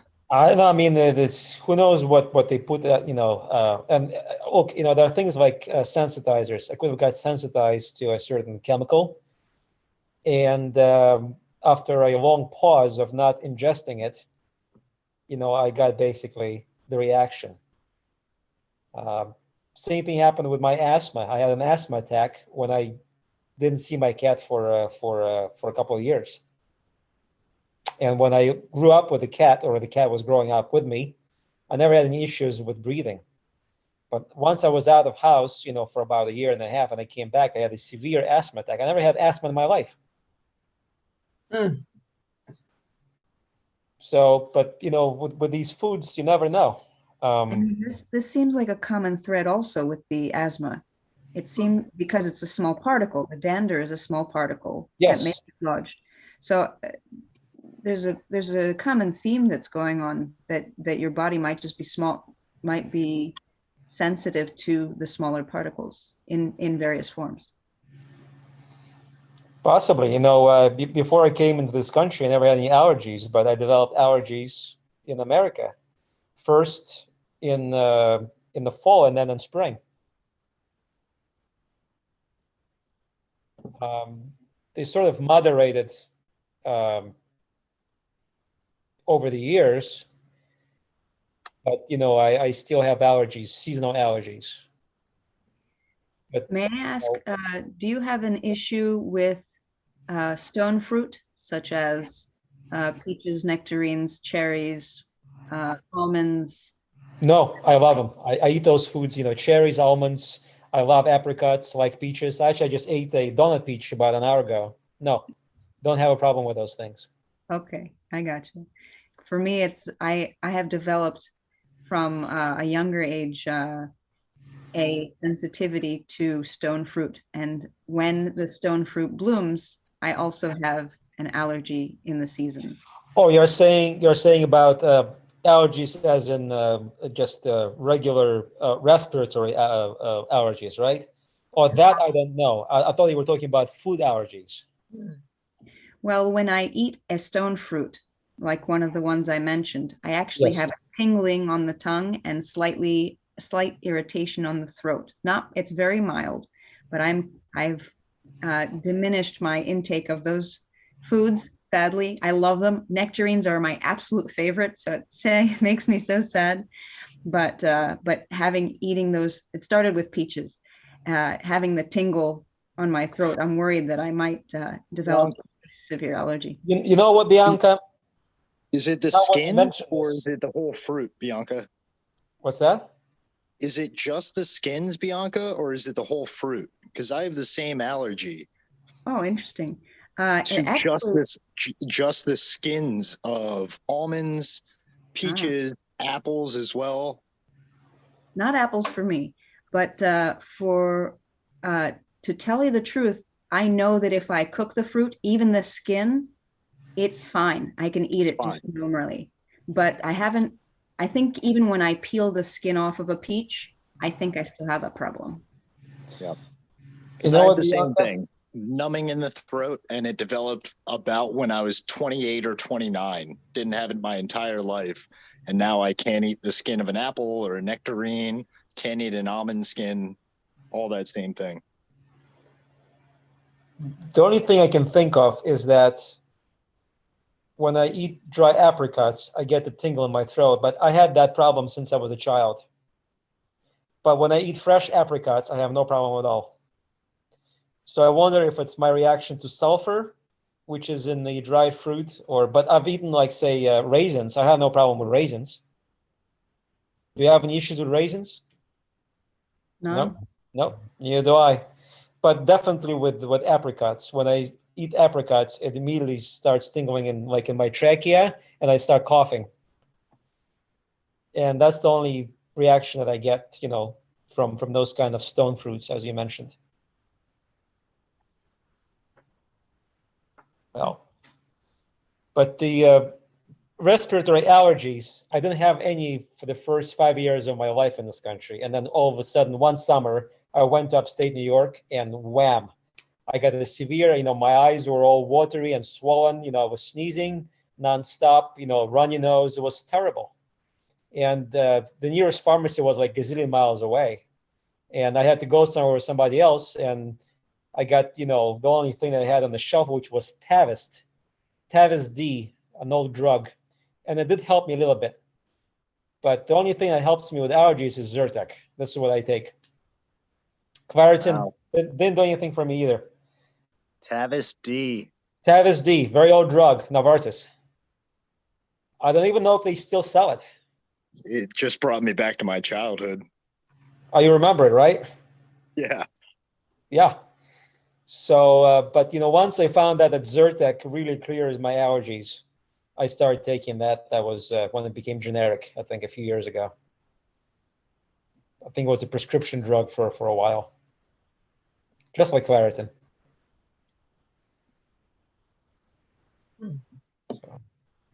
Well, this has been fun. I'm going to go to bed.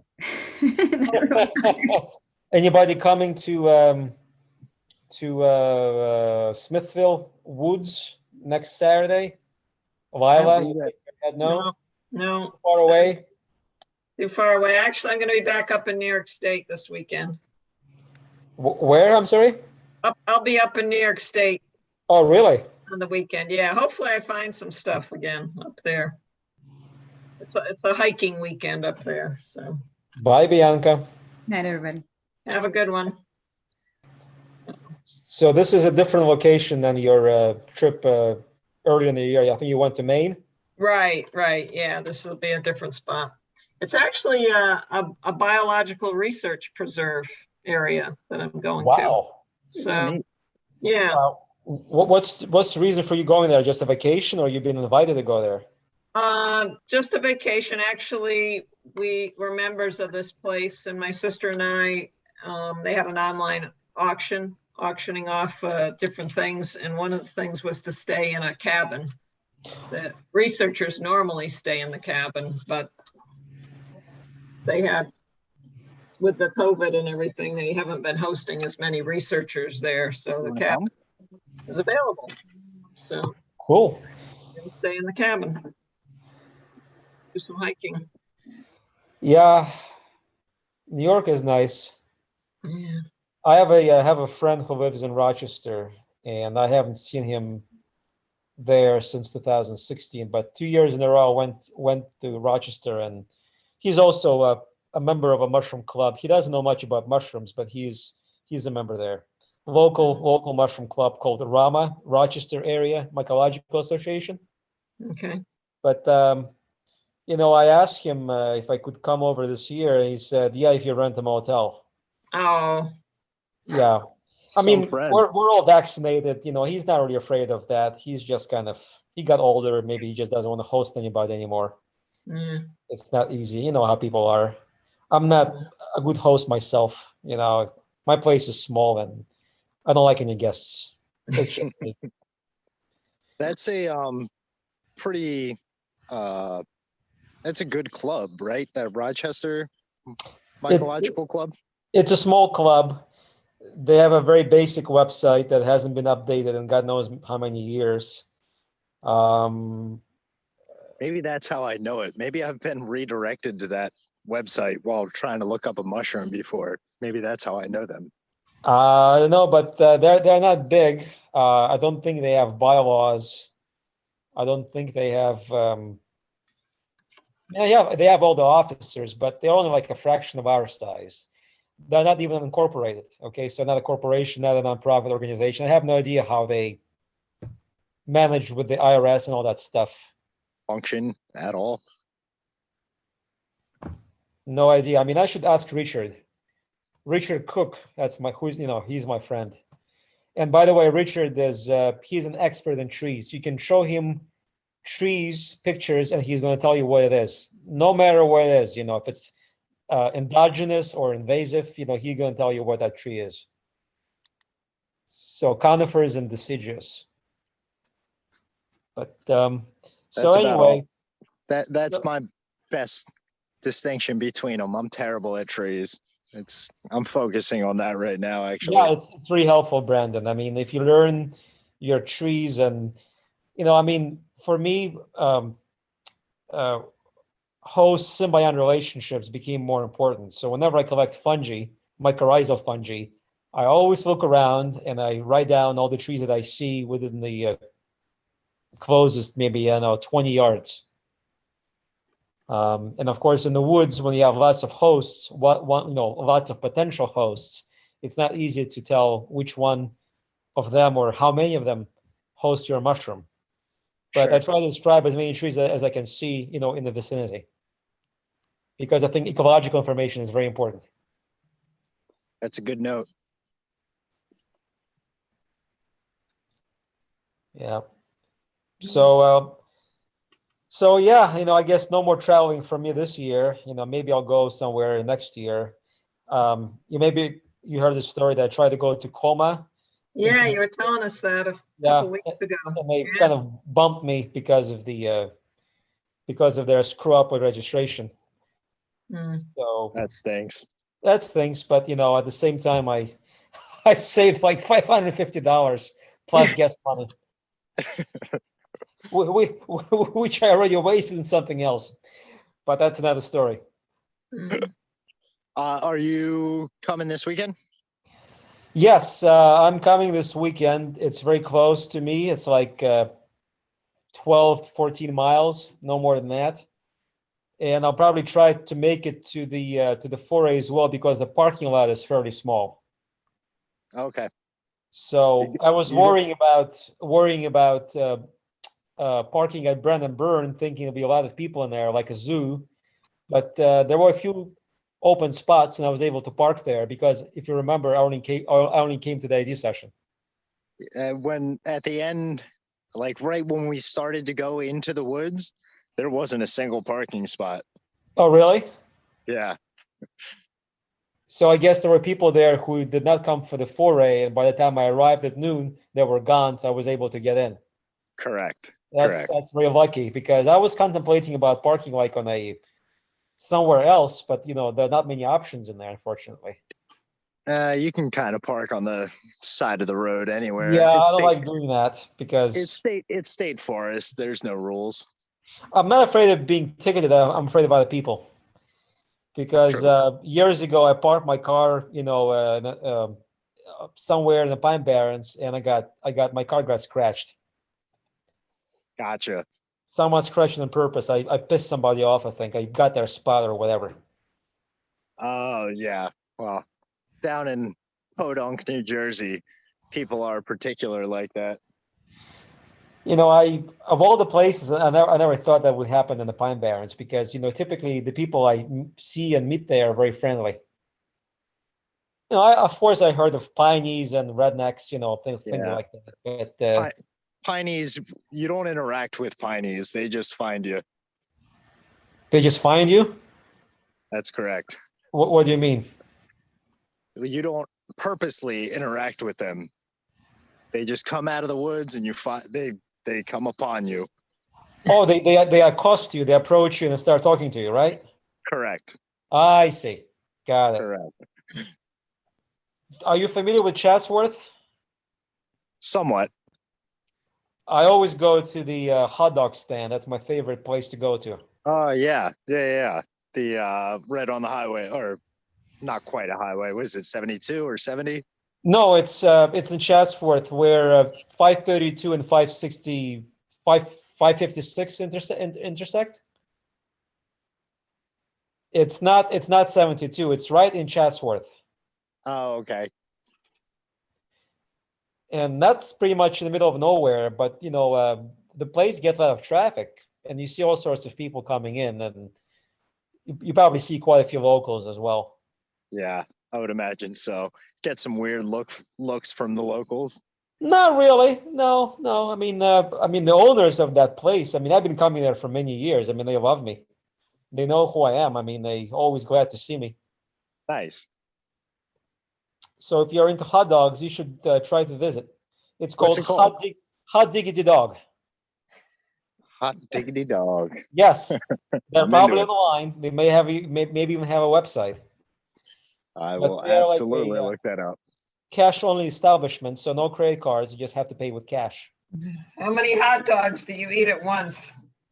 Oh, I always get two, and I always get the same toppings. They know me. I get sauerkraut, cooked onions, relish, and ketchup. That's a good order, though. How about no mustard? Why no mustard? I don't like American mustard. Mm. And besides, I cannot eat anything spicy. Mm. So, yeah, I'm into that order, but you got to add mustard. Yeah, you should try Russian mustard. It's going to make you cry. Horseradish? No, that's mustard. I'm talking about Russian. No, horseradish is another thing. Russian mustard is so vicious. It's gonna, if you ingest a sizable amount, it will bring tears to your eyes. You will cry. Yeah, but I'm into that though. I like that. I love mustard. Then you know what? Next time I go to Net Cost Market. Have you ever been to Net Cost Market? I don't think so. Where is it? Well, there's one in New Jersey close to where Bianca lives, which is Freehold. But there's also one in Philadelphia on Bustleton Avenue. Okay. I'm over there quite frequently on Bustleton. I'll send you the link to that place. I haven't is been it? to haven't been to Netcost in many years because when I go there, I only buy things which are bad for me. Vodka? No, salty cured foods. Nice. So But, I assume it's an Eastern European. Oh yeah, the Netcost market is Eastern European. Yeah, Eastern European or European in general. Cool. It's a big supermarket, so if you're into ethnic foods, it's a good place to go to. Yeah, I'm all over the place. I drive for a living, so I get over to Philly and Bustleton quite often. Next time I'm over there, I'll definitely check it out. I see. Well, yeah. So maybe if I go there next time, I'll remember to buy some mustard for you. Just something spicy, you know. Something spicy, yeah. Absolutely. All right. So, are you coming to then to Smithville? Yeah. Yep. Okay, you're coming. All right. I'll be there on Saturday. Well, very good. Yeah, you guys. All right, guys. So, when you're leaving, when you're going to New York this weekend? Yeah. I think I'm going to go up on Friday morning, maybe. For how long? Probably come back Monday morning. Only for just a few days. Yeah, Wow. just a few days. This trip. Yeah, it's only 3 hours up there. Oh, so it's not like too far No, out. it's not like going up to Lake Placid. It's, near Albany. So outside of Albany. Oh, that's an easy ride. Yeah. So that's pretty good. Well, enjoy yourself there. thank you. I hope I find some interesting things. So yeah, and if you go into a boggy area, look for Vaccinum halopus. Halopus. Yeah, holopus. Holopus. HOLOPUS. Halopus. And just look for any Vaccinum at all with birch. And if you find any in good condition, I'm not sure if you're taking your dehydrator with you, but probably not. Well, maybe I should. Well, I mean, it's optional. I'm not asking you to do that, but if you can, that'd be great. Because I'm really interested in Vaccinum. Okay. And I'm still sequencing it. All right. So Vaccinum, and then what? 120? Is that what you want? 120 degrees? Yeah, between 120 and 130. No more than 130, right? Yeah. Yeah, 120, 125. That's good temperature. Okay. All right. Maybe I'll take it with me. Well, excellent. I appreciate that. I mean, if it's too difficult, don't worry about it. But if it's an option, then I appreciate that very much. Okay. All right. Lila, I was outside of Woodstock 2 weekends ago, and it was full of mushrooms. So yeah. They've been getting a lot of rain up there, and yeah, I think it ought to be pretty good. Cool. Well, have fun. Yeah, I'm looking forward to it. So yeah, I'll drive my sister and Dave nuts because I'll be too slow because I'll be wanting to stop and look at all the mushrooms. But go out by yourself. That's what I've been doing. Yeah, that's what I have to do. When I was in Maine, I was like, all right, fine, we'll go home, but I'm dropping you off and then I'm going back. Yeah. I had to do an entire morning. I had to get up like an hour before everyone else. Or no, I got back an hour before everyone else was going to their hike that weekend. So I had to just get out there by myself for a couple hours before we all got out there. Yeah. So gotta do what you gotta do. Have fun this weekend. Igor, I'll see you on Saturday. And Will everyone do. else, have a great night, all right? All right. Good night, Brandon. Bye, Lila. Have a safe trip. Thank you. Talk to you guys next week. Okay, thanks. Bye-bye. Bye. Have fun.